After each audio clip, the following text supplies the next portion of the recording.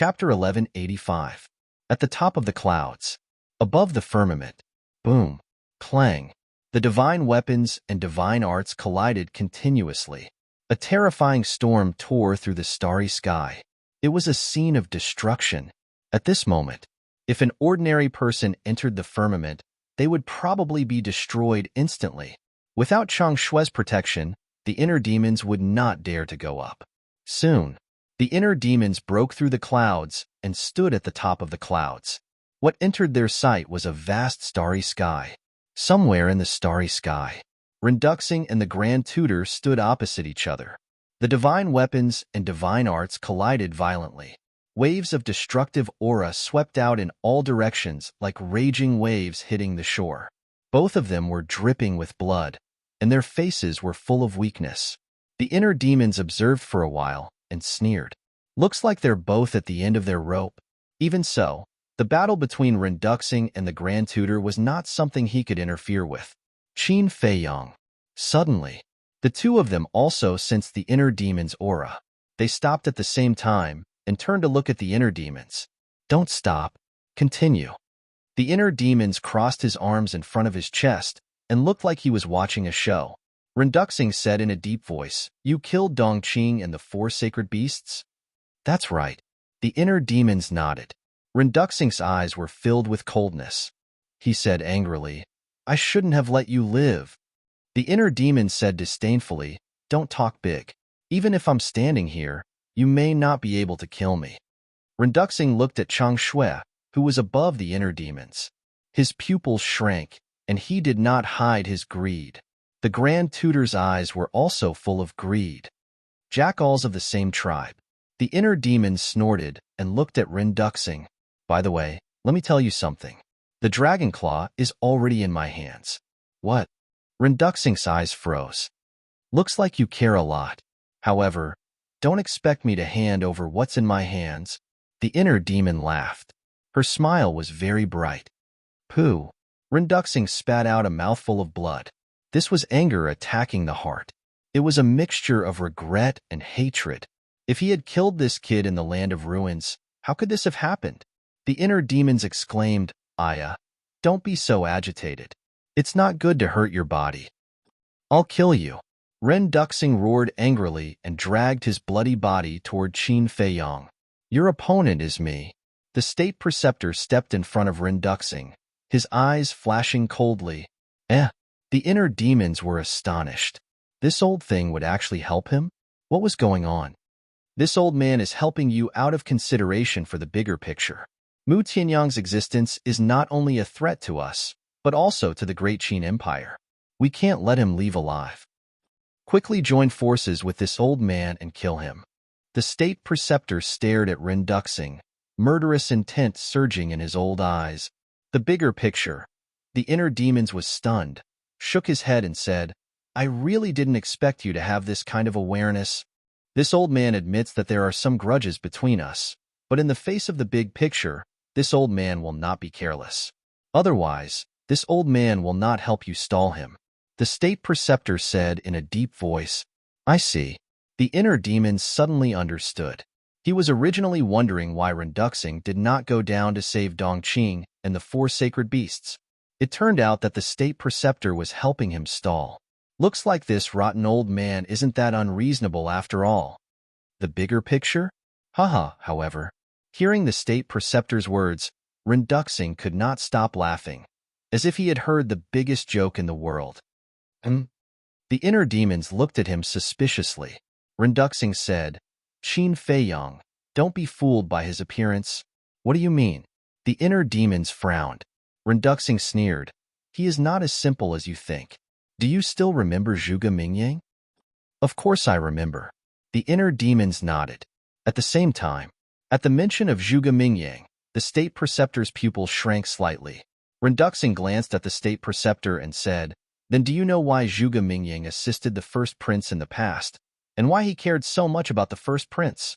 The inner demons said, "About this question, Zhuge Mingyang once told me that it was because of the situation."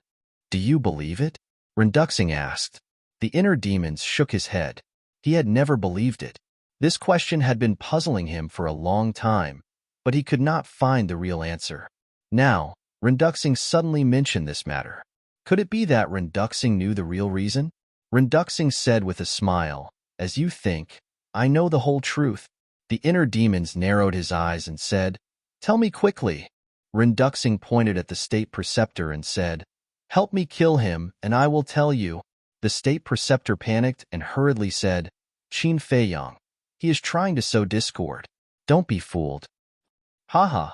The inner demons laughed and said, "You said so much just to get my help, but with my little strength, I don't think I can help you much, right? You can, as long as you give pale snow to this old man. This old man has full confidence that he will be completely destroyed.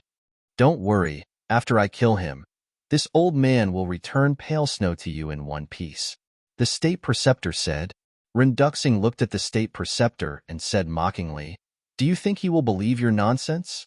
The state preceptor turned a deaf ear and said to Qin Feiyang, "This is the only way to get rid of him. For the sake of your ancestor, the Qin Emperor, and the safety of billions of people, you should think about it carefully." The inner demons glanced at the two of them, his eyes flickering. Renduxing said, "Qin Feiyang, I won't say such emotional words. I will only tell you one thing. Zhuge Mingyang's secret is enough to shake the great Qin Empire." What? The inner demons trembled. Was it that serious? Renduxing said, "Don't doubt it. If you don't believe me, the great Qin Empire will fall into the hands of others before I can take it back." The inner demon's pupils shrank, and he thought to himself, looking at him, "He doesn't seem to be an alarmist."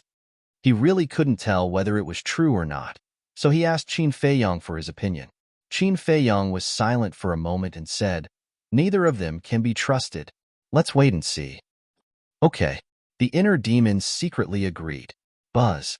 At this moment, the image crystal vibrated. The inner demons raised his eyebrows and entered the castle.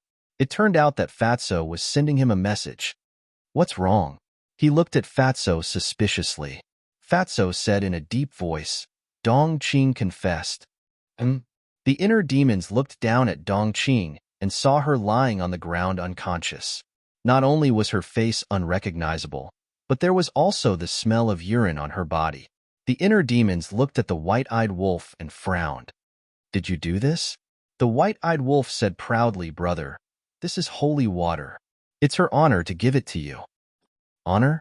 The inner demon's mouth twitched violently. How could there be such a shameless guy in the world? It was no wonder that Dong Qing confessed. No matter how strong a person's mind was, they would collapse in front of such a guy. What did she confess? The inner demons looked at Fatso and asked. Fatso said, "Zhang Jian went to the capital."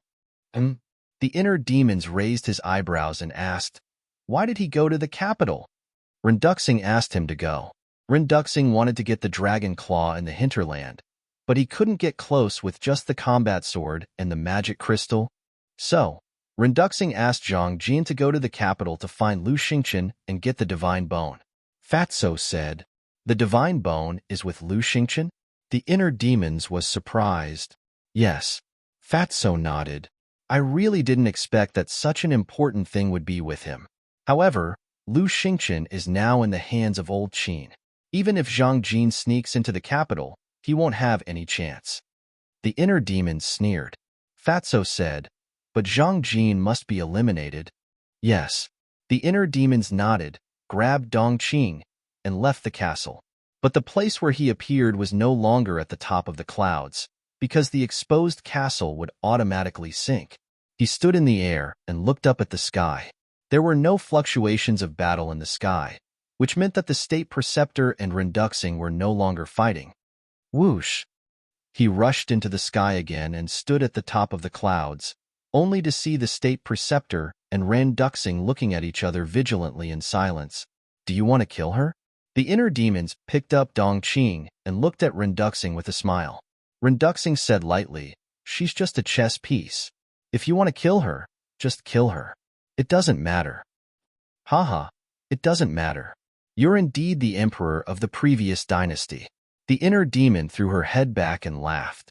Then, she suddenly clenched her fingers and crushed Dong Qing's head in front of Renduxing. Renduxing's eyes were hazy. Dongqing was indeed just a chess piece to him, but the inner demon's arrogant attitude made him very unhappy. You can continue.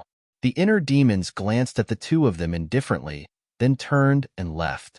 He realized that as long as he was here, the state preceptor and Renduxing would not really fight, because neither of them wanted him to reap the benefits. Looking at the inner demon's back, both Renduxing and the state preceptor looked gloomy. Suddenly, the two of them looked at each other and activated their battle sword and jade pendant at the same time. Divine power roared in all directions, and the starry sky collapsed. The inner demons was shocked and quickly turned to look. The state preceptor smiled coldly and said, "If you don't join forces with me, then I'll join forces with Mu Tianyang and send you to hell." That's right. You only have one choice. Either join forces with me or join forces with the state preceptor. Renduxing's eyes were also filled with murderous intent.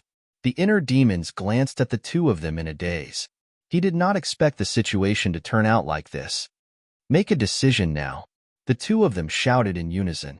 The inner demons frowned and shook his head. You're making it difficult for me, but I won't give Chang Shui to anyone. In other words, he would not help either of them. If the two of them wanted to join forces to kill him, he would not care. You're so stubborn. The state preceptor was furious. The jade pendant suddenly shone with divine light, shaking the starry sky, and attacked the inner demons. Renduxing looked at the inner demons and said regretfully, "I didn't want to kill you, but you forced me. Go to hell." He roared, and his battle sword shone with peerless sharpness. However, the red battle sword did not slash at Qin Feiyang. Instead, it took advantage of the moment when the state preceptor attacked Qin Feiyang to turn around and slash at the state preceptor. Damn it! The state preceptor's expression changed, and he hurriedly recalled the jade pendant. He did not expect that Renduxing, who was so aggressive to kill Qin Feiyang, would suddenly change sides and attack him. However, it was too late to recall the jade pendant now. The battle sword whistled through the air. At the critical moment, the state preceptor hurriedly dodged to the side. The battle sword fell, and blood gushed out. The state preceptor's right arm was cut off on the spot. He endured the pain and quickly retreated far away, staring at Renduxing vigilantly. Whoosh!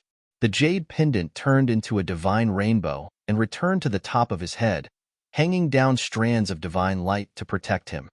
What a pity! Renduxing shook his head. Chapter 1186. However, it was an undeniable fact that the state preceptor's injuries had worsened. Clang! Boom! Renduxing suddenly turned around, and the battle sword and magic crystal were revived again. With a shocking sharpness and demonic power, he once again attacked the state preceptor. He wanted to take advantage of the victory to pursue an attack. In the distance, the inner demons pursed his lips playfully. The current situation was really ever-changing. No one could ever imagine what would happen in the next second. Facing the two divine artifacts, the state preceptor's heart was extremely heavy. He thought that Renduxing would really join forces with him to kill Qin Feiyang first. Who would have thought that it was just an act? Now, if Qin Feiyang were to choose a team again, there was no doubt that he would definitely stand with Renduxing. Qin Feiyang, he didn't put him in his eyes.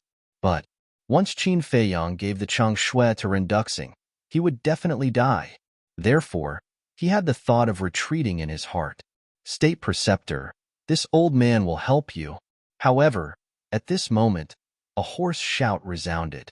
Following closely, a white-haired old man rushed to the top of the clouds and appeared in the sight of the three.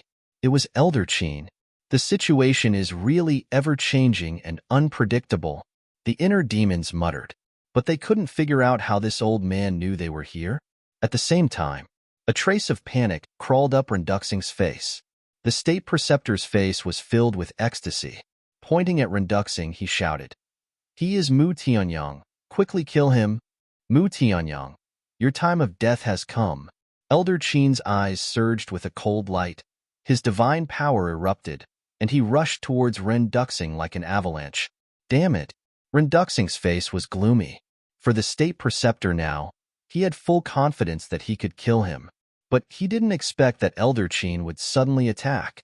Facing two fake gods, with his current state, Even if he had 2 divine artifacts, it was impossible to win. Renduxing glanced at the 2 of them. Suddenly, with a wave of his hand, he recalled the 2 divine artifacts and rushed to the front of the inner demons. Then, he swept up the inner demons and rushed down without looking back. "Don't run!" The Imperial Preceptor and Old Qin roared and immediately chased after him. "Humph! If I want to leave, none of you can stop me." Renduxing snorted and sent a wisp of divine sense into the magic crystal. Rumble! A terrifying gravitational force surged toward the 2 of them like a tidal wave. The Imperial Tutor and Old Qin felt as if they had sunk into a quagmire. Their speed suddenly decreased. "This is..." Old Man Qin held his breath. The Imperial Preceptor said in a deep voice, "That's right. It's the demonic crystal that belonged to the late Emperor. What a pity that the late Emperor's belongings have fallen into the hands of a devil." Old Man Qin cried out. While the 2 of them were talking, Renduxing opened a portal and sneered, "Go back and tell your Emperor that I will be back sooner or later." After saying that, Renduxing then turned around and darted into the portal with the inner demon and the magic crystal. That gravitational force also dissipated. The Imperial Preceptor and Old Man Qin immediately activated the power of the false god and blasted the portal, but they were still a step too late. The inner demons and Renduxing were teleported away. "Damn it! Damn it! Damn it!" The Imperial Preceptor cursed and flew into a rage. Mu Tianyang was the emperor of the previous dynasty and was an existence that could stand shoulder to shoulder with the late emperor. Letting him escape was equivalent to letting a tiger return to the mountain.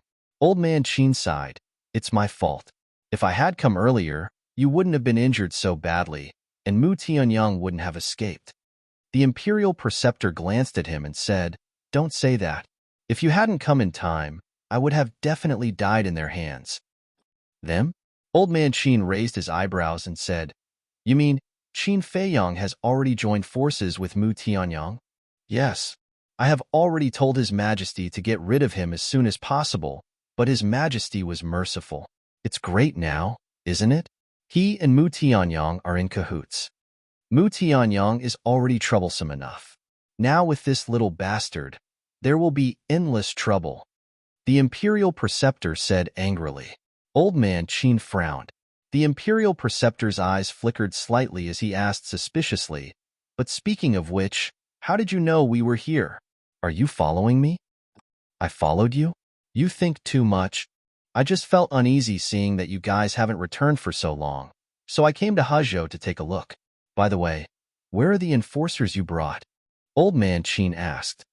"They..." The Imperial Preceptor closed his eyes in pain and sighed.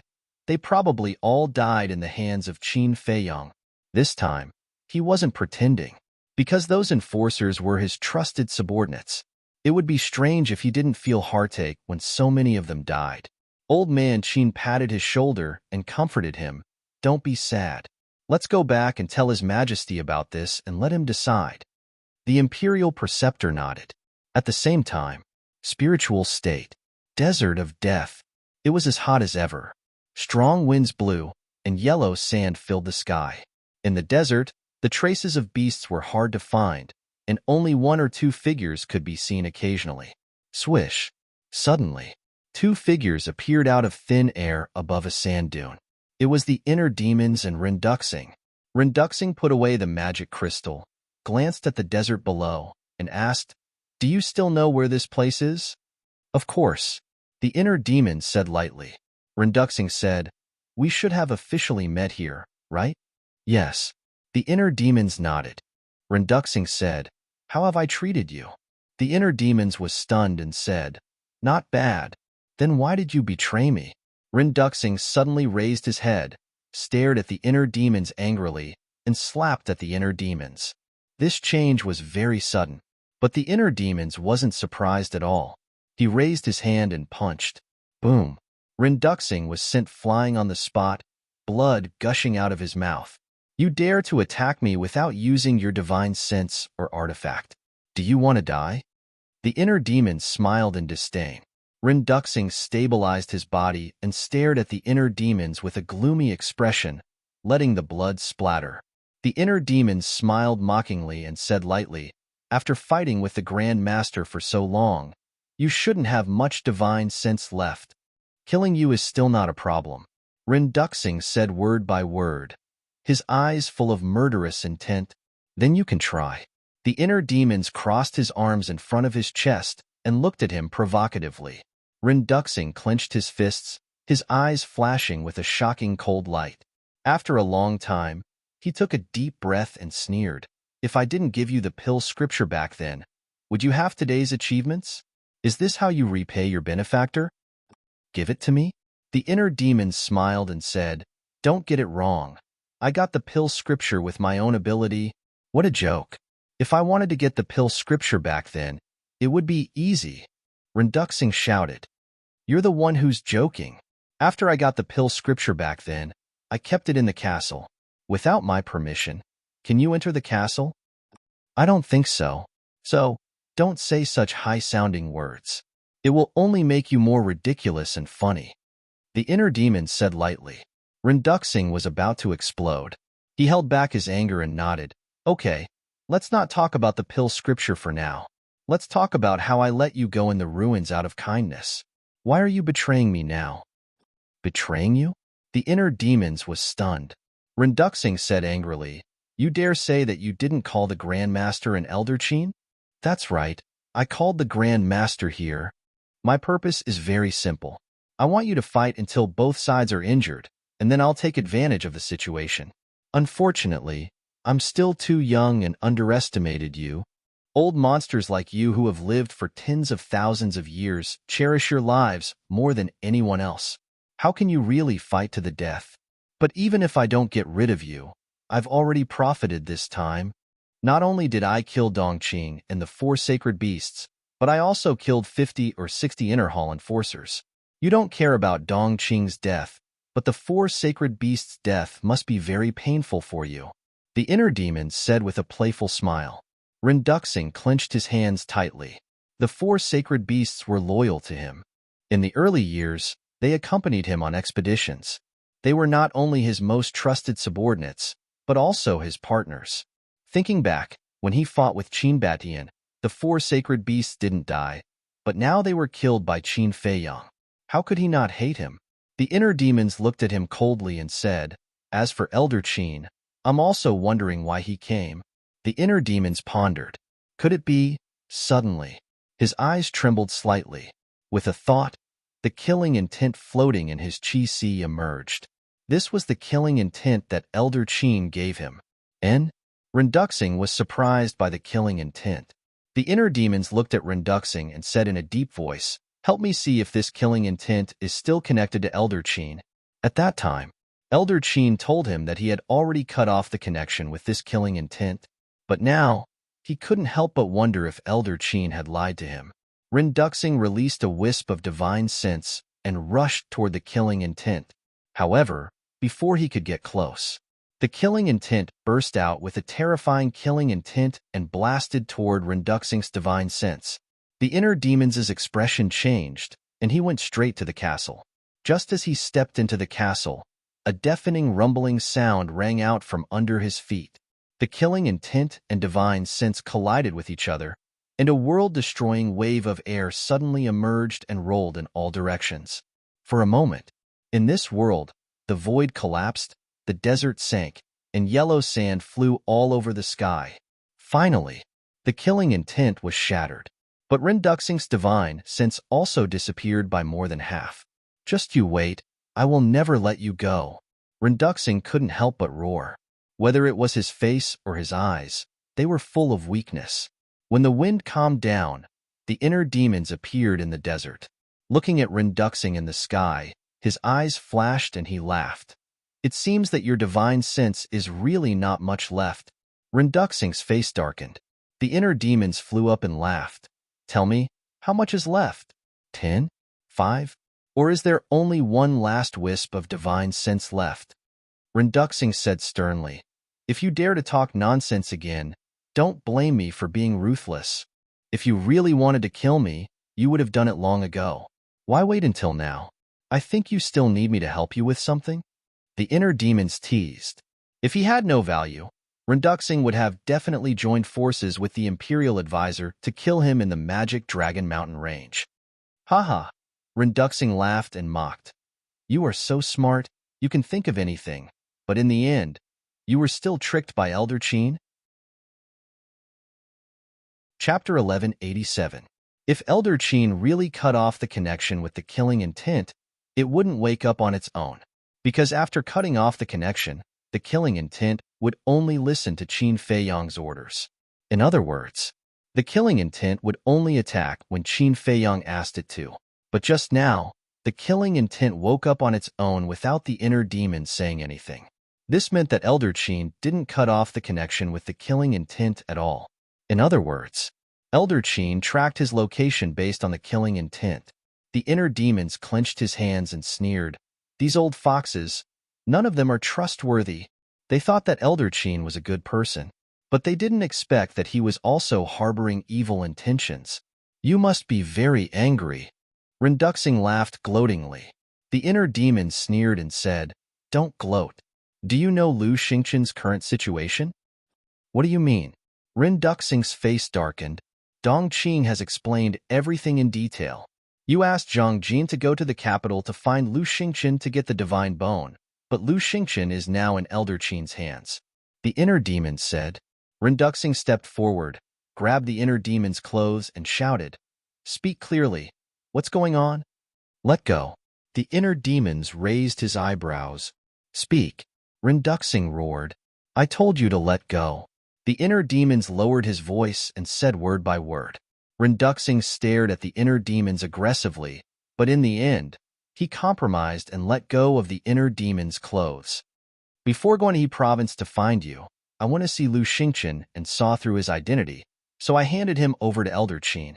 He should be in the prison of God now, so even if Zhang Jin went to the capital, he wouldn't have a chance to see him. The inner demons laughed. Bastard! Renduxing suddenly went crazy with anger. But suddenly, he smiled, a very bright smile. The inner demons frowned. Renduxing looked at the inner demons and said, Do you remember that I told you that I know Zhuge Mingyang's secret? The pupils of the inner demons shrank slightly. Renduxing said, This matter was investigated by Lu Xingqian. If you want to know the truth, go find him. The inner demons narrowed their eyes. It was obvious that Renduxing wanted to use this point to make him go to the imperial capital to rescue Lu Xingqian. You want to rescue Lu Xingqian without expending a single soldier? Your wishful thinking is really good, but I'm afraid you'll be disappointed. I don't really want to know the truth. The inner demons sneered. Really? Then what if I say that Zhuge Mingyang and the eldest prince are biological brothers? Renduxing joked. Biological brothers. The inner demons trembled. That's all I can tell you. You can ask Lu Xingqian yourself. Renduxing chuckled. After that, he opened a portal, turned around, and left without looking back. Biological brothers. The inner demons muttered to themselves. How is this possible? Whoosh. Qin Feiyang manifested next to the inner demons. His face was also full of disbelief. The inner demons deactivated the kill formula, turned to Qin Feiyang, and said, I won't interfere in this matter. You do as you see fit. After that, the inner demons retreated to the inner world. Qin Feiyang also took control of his physical body. He lowered his head in silence. The eldest prince and Zhuge Mingyang were biological brothers. If what Renduxing said was true, then this matter would be a big deal. A moment later, he raised his head and glanced at the desert of death, then took out a portal and was ready to leave. Are you Jiang Haoyin? Suddenly, a timid voice sounded. Huh. Qin Feiyang was stunned. He had not used the name Jiang Haoyin for many years, and now the world knew that he was Qin Feiyang. Why would someone still call him by this name? He glanced around and finally found that the voice came from the desert below. Qin Feiyang asked, I am Jiang Haoyin. May I ask who you are? It's really you. Accompanied by a joyful voice, the yellow sand below surged. Suddenly, a huge python rushed out of the yellow sand. Its body was dozens of meters long, and its whole body was yellow. Its lantern-like pupils were full of excitement. Qin Feiyang was stunned. He never thought that it would be a python. Do you still remember me? The python flew in front of Qin Feiyong and said excitedly, "You are?" Qin Feiyong was suspicious. "Back then, when you and the ruffian wolf wanted to go to the Sea of Despair, I was the one who took you through the desert of death. Before we parted, you promised that you would come to me in the future and give me the breakthrough pill and transformation pill." The python transmitted its voice, beaming with joy. "So it's you." Qin Feiyong suddenly realized. He finally remembered. That's right. Back then, it was this python in front of him that took him and the white-eyed wolf to the Sea of Despair. Moreover, this python also helped them open the door of potential. Of course, the python didn't know about this. Meeting after a long time, Qin Feiyong was also very happy. He even forgot about his troubles and asked, "How have you been these years? I have been waiting for you all these years, but you didn't come to me." The python was a little disappointed. "I'm sorry. I was too busy and forgot what I promised you," Qin Feiyong said apologetically. The python laughed. "It's fine as long as you're here." Qin Feiyong was a little ashamed and asked with a smile, "Why are you here?" "I was meditating in the distance. I suddenly heard the sound of a battle here, so I came over to take a look. I didn't expect it to be you." The python said, "I'm really sorry. Do you still need the transformation pill and the breakthrough pill now?" Qin Feiyong asked. "No need. A few years ago, by chance, I came across a dead body. In his chinkuan bag, I found a lot of pills, including the barrier-breaking pill and the transformation pill." The python said. Qin Feiyong laughed. "This is called good people have good karma. How am I a good person? I was just lucky." The python was a little shy. Qin Feiyong sized it up. After all these years, the python's strength had also broken through. 6-star War Emperor. In this desert, it was already strong enough to dominate. Suddenly, he made the next decision in his heart and smiled. "Are you willing to leave with me?" "Leave?" The python was a little stunned, obviously not expecting Qin Feiyong to ask such a question. "Of course, I won't force you. If you don't want to, I will leave behind some pills, enough for you to break through to the War Master," Qin Feiyong said. "I'm willing." The python nodded. Qin Feiyong was slightly startled. This caught him off guard. He originally thought that the python would consider it carefully, but he didn't expect it to agree so straightforwardly. "There are some things that I have to tell you in advance. Although you can obtain great strength by following me, you will also face many powerful enemies at the same time. For example, the current imperial advisor and emperor of the Great Qin Empire." Qin Feiyong said. "Are they very powerful?" The python looked at him in confusion. Ugh. Qin Feiyong was startled, and then laughed bitterly. The python had always lived in the Death Desert, so how could it know how powerful the current emperor and the imperial advisor were? "They are very strong, because they are the dominators of this continent," Qin Feiyong patiently explained. He was very grateful to this giant python.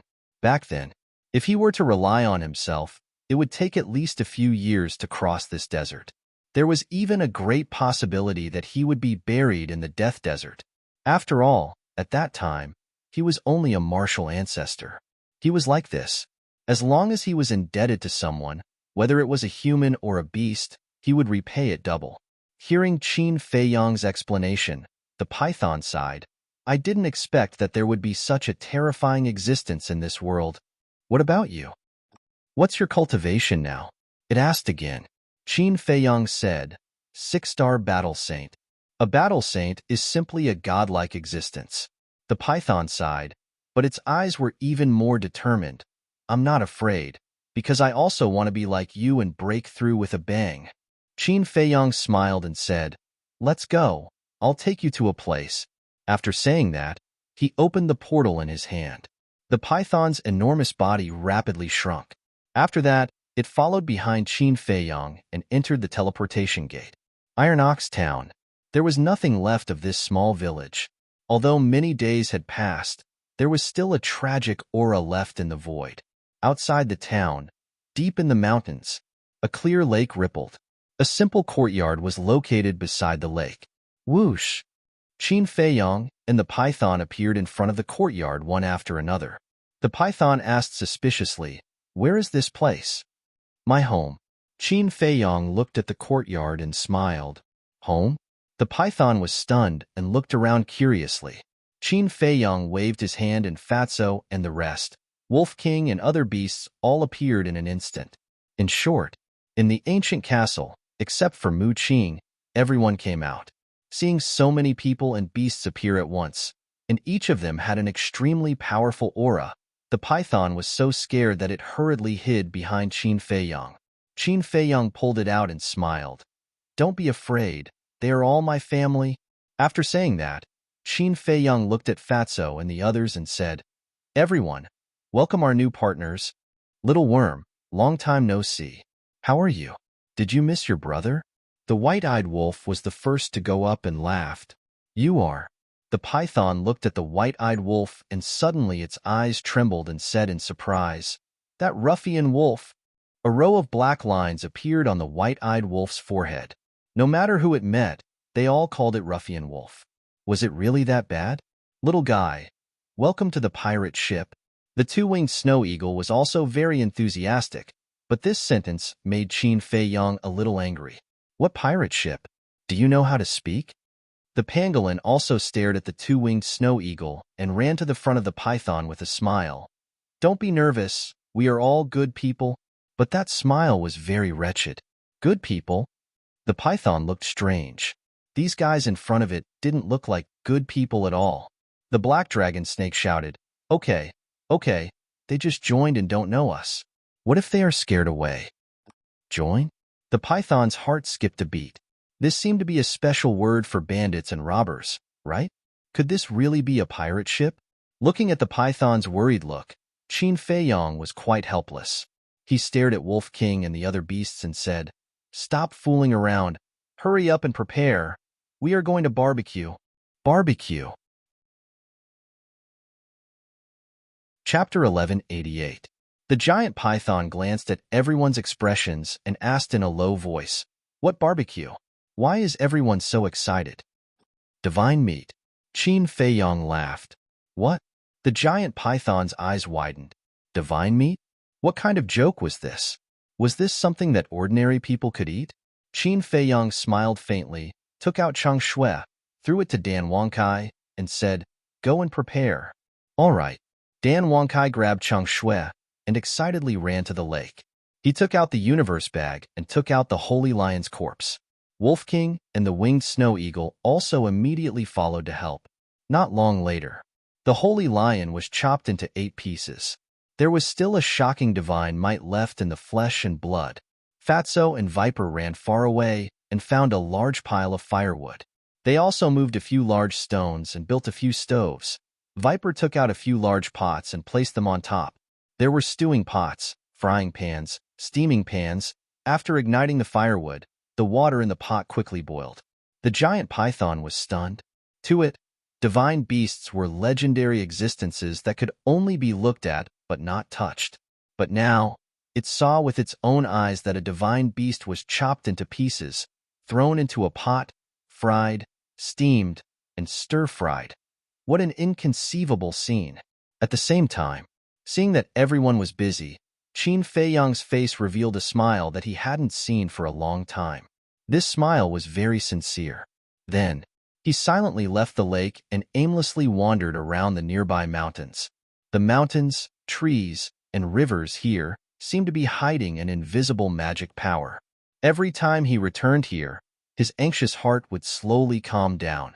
Walking to the mountains, breathing in the fresh air and recalling the past, his heart was especially peaceful. This won't do. By the lake, Fatso stood in front of the stove, looking at the divine meat in the few large pots, looking rather annoyed. These divine meat had been in the pot for a while, but there were no signs of cooking. Suddenly, Fatso's eyes lit up as he said, Boss, let me borrow your nether devil flame. But when he turned to look at Qin Feiyong, he found that Qin Feiyong had already disappeared. Where's Boss? Where did he go? He glanced around and asked Lu Hong and the others. Everyone looked at each other. They didn't even know when Qin Feiyong left. This person is too much. He didn't even say goodbye before leaving. Fatso grumbled in dissatisfaction.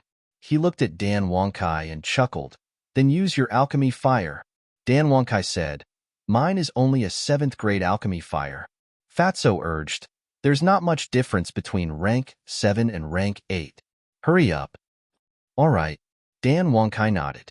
With a thought, a palm-sized alchemy fire appeared. It was the 7th grade alchemy fire that he obtained from the divine Python tribe's leader. A 7th grade alchemy fire was equivalent to a battle sage. Although it was still far from a false god, it was still better than ordinary dry firewood. I'll go find Qin Feiyang. Lu Hong glanced at the crowd and said with a smile. Then she turned and walked towards the mountains outside. I'll go take a look too. Yin Wei smiled and turned to follow her. Fatso was stunned. He turned to look at their backs and exclaimed, I don't even know where he went. Where are you going to find him? Yin Wei smiled without looking back. This place is only so big. How difficult can it be to find him? Up to you. Fatso waved his hand and turned back to stare at the few big pots. His eyes were glowing. Back to Qin Feiyang. Unknowingly, he walked into the small forest and stood on a blue stone. He looked around and didn't speak for a long time. I finally found you. Soon, Lu Hong and Yin Wei entered the small forest one after the other and looked at Qin Feiyang with a smile. Why are you here? Qin Feiyang came back to his senses and turned to look at the two with a smile. Because we're worried about you, Lu Hong said. Qin Feiyang shook his head and said with a smile, the fierce beasts here are generally only at the level of a warrior or a martial master. What's there to worry about? It's better to be safe than sorry. Yin Wei smiled and walked to Qin Feiyang. He asked suspiciously, why are you standing here? Qin Feiyang glanced around with a trace of reminiscence in his eyes. He said, this is where I parted with Uncle Yuan. Yin Wei nodded in realization.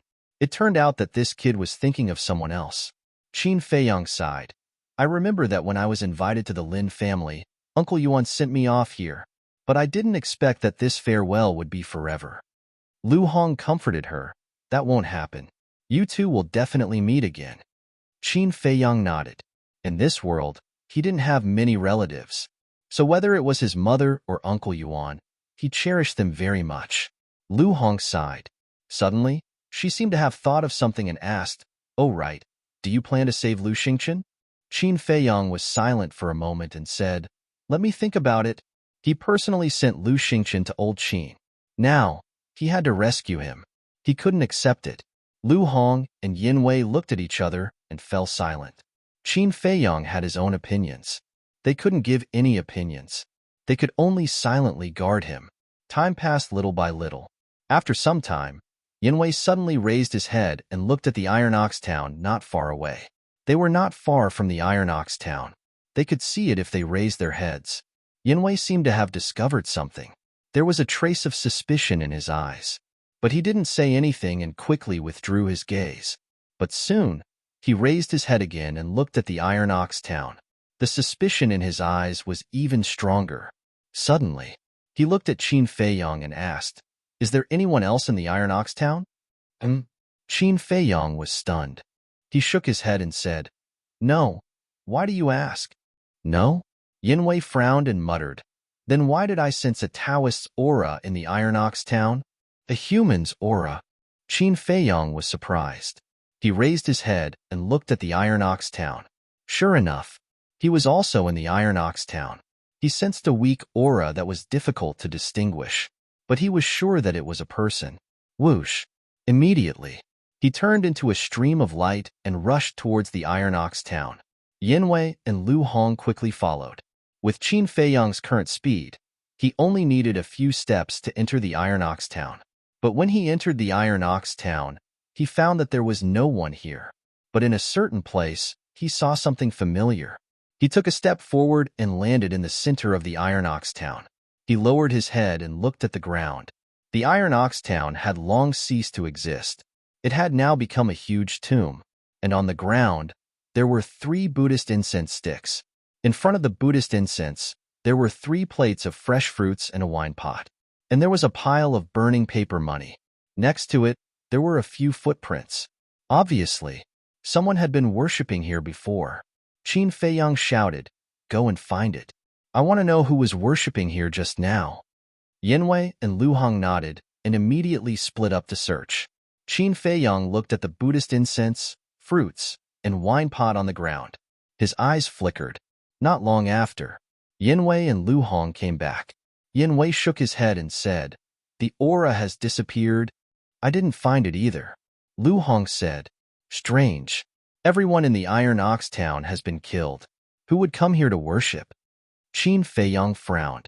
Lu Hong said, "Could it be a villager in the Iron Ox town?" On the same day, the battle between Zhang Jin and the invincible Black Army had indeed destroyed the entire Iron Ox town, but it could not be ruled out that someone just happened to be outside and luckily escaped. "It can't be a villager in the Iron Ox town." Yanwei shook his head. "How do you know?" Lu Hong was stunned and asked. "It's very simple. If it's just an ordinary villager, it's impossible to slip away under our eyes," Yanwei said. "That's true." Lu Hong nodded. After sensing the aura, they immediately came to the Iron Ox town. In other words, the mysterious person who came to worship left during the time when they came to the Iron Ox town. It took them no more than 3 breaths to come to the Iron Ox town. How could an ordinary villager escape their tracking in 3 breaths of time? There was only one explanation. This person was a cultivator, and he was very strong. Lu Hong looked at Qin Feiyang and asked, "In addition to you, are there any other powerful cultivators in the Iron Ox town outside?" "Yes. Lin Yi, Luo Qianxue," Qin Feiyang said. Lu Hong said in surprise, "Could it be them?" "No, because if it were them, they wouldn't leave without saying goodbye." Qin Feiyang shook his head. Yanwei looked down at the footprints on the ground and said, "The key is that these footprints look like women's. The footprints of men were relatively wide, but the footprints on the ground were somewhat slender. Who could it be?" Qin Feiyang stared at the footprints and muttered to himself. Suddenly, he seemed to think of something and took out the image crystal. Buzz. Wolf King's phantom emerged. Qin Feiyang said, "Come to the Iron Ox town immediately." Now, he could only rely on Wolf King's sense of smell to determine the identity of this person. Not long after, Wolf King came and asked, "Why are you in such a hurry? What happened?" "See for yourself," Qin Feiyang said. Wolf King glanced around suspiciously and soon noticed the Buddhist incense on the ground. He said in surprise, "Who burned this incense?" "I don't know. This person just left not long ago. Smell it with your nose and see if you can distinguish his identity," Qin Feiyang said. "Okay." Wolf King nodded. He closed his eyes and sniffed with force. Strange, after a long time, he opened his eyes. His eyes were full of confusion. "What's wrong?" Lu Hong asked. Wolf King said, "This smell is very special. It's the body fragrance of 2 women." "2 women?" Lu Hong looked startled and asked, "Is it Lin Yi and Luo Qianxue?" "It's not them, because I am very familiar with their body fragrance. I can smell it at once. And these 2 body fragrances, I also have a sense of déjà vu, but it feels very strange." Wolf King said, "Familiar? Strange? Isn't this contradictory?" Lu Hong frowned. Wolf King said, "Yes, it's so contradictory. That's why I said it's very special." Qin Feiyang said, "That is to say, we have seen these 2 women before? We must have seen them before. Otherwise, I wouldn't feel familiar." Chapter 1189. I've seen them before. They're still very strong. And they're 2 women. Qin Feiyang racked his brains, but he just couldn't remember such 2 people, because in his memory, there was no such woman. Qin Feiyang said, "I want to wait here. You guys go back first." The 2 men and 1 wolf nodded and flew away. Qin Feiyang lowered his head and looked at the Buddhist incense, wine jug, and fruits on the ground.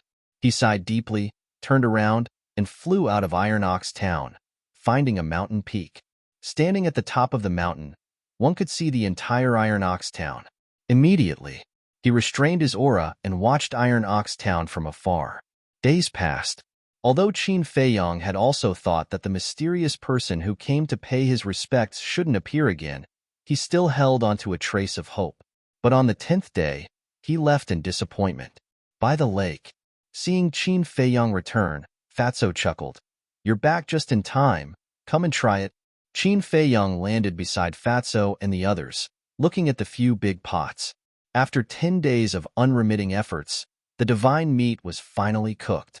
From afar, one could smell the rich fragrance of the meat, making one's mouth salivate.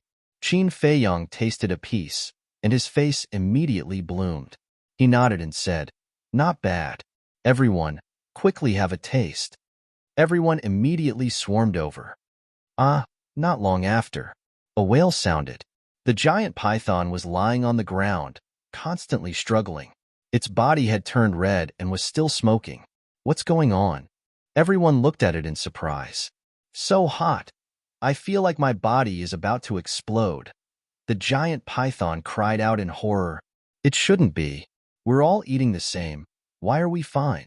Everyone was bewildered. The giant python's appearance became more and more painful. Its body swelled up like a balloon. Qin Feiyang looked at the giant python, and his eyes suddenly flashed. He took out the ice blade and threw it into the lake next to him. The terrifying cold air immediately turned the lake into a frozen lake. The cold current was bone-chilling. Qin Feiyang shouted, "Quickly enter the lake." When the giant python heard this, it hurriedly jumped into the lake, splashing up huge waves. The white-eyed wolf looked at the lake, then turned to Qin Feiyang and asked suspiciously, "Little Qinzi, what's wrong with it? Are you allergic to the divine meat?" Allergies? Qin Feiyang rolled his eyes. This white-eyed wolf really had a rich imagination. Wolf King asked suspiciously, "If it's not an allergy, then what is it?" "It's because its cultivation is too weak, and its body can't withstand the energy in the divine flesh. If we don't suppress it, it will definitely explode and die," Qin Feiyang said. "I see." Everyone suddenly understood. Qin Feiyang said, "But for it, this is a great fortune." "What good fortune?" Wolf King asked. "Just wait and see." Qin Feiyang smiled mysteriously. Everyone stared at the lake, their eyes full of confusion. About 100 breaths later, boom! Suddenly, a powerful aura erupted at the bottom of the lake. It was the giant python's aura, but in the next moment, its aura soared crazily. In less than 3 breaths, its aura had soared to that of a 7-star combat emperor. Wolf King asked in surprise, "Is this the good fortune you mentioned?" "Yes. The flesh of a divine beast can not only strengthen one's physique, but also increase one's cultivation realm."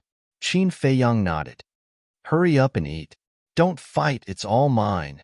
Hearing this, everyone immediately pounced on the big pots like hungry wolves pouncing on their food. Strengthen their physique and increase their cultivation realm. How could they let others have such a good thing? Everyone went crazy, especially Wolf King and the other beasts, who wolfed down the divine meat. Soon, only half of the divine meat was left. Soon, everyone couldn't stand it and jumped into the lake. During this period, the giant python rushed out of the lake. After tasting the sweetness, it also started to fight with everyone. Boom! For a moment, powerful auras kept erupting from the lake. Even Yinwei broke through to a 3-star combat emperor because he ate the divine meat. Qin Feiyang wouldn't miss such a good opportunity and successfully stepped into the 7-star combat saint realm. However, after breaking through a small realm, the benefits that the divine meat brought to everyone obviously began to weaken. The sky gradually darkened. Several big pots of divine meat were all wiped out. Not even a little bit of heat was left. Everyone sat cross-legged by the lake, refining the energy in the divine meat. Only the giant python was still in the lake. Its cultivation was too weak. For it, if it didn't rely on external help, it wouldn't be able to digest such a great supplement. And its cultivation had already stepped into the 9-star combat emperor realm. Qin Feiyang had also helped it open the door of potential and was currently trying to break through to the War Master realm. Time passed quietly. Early morning.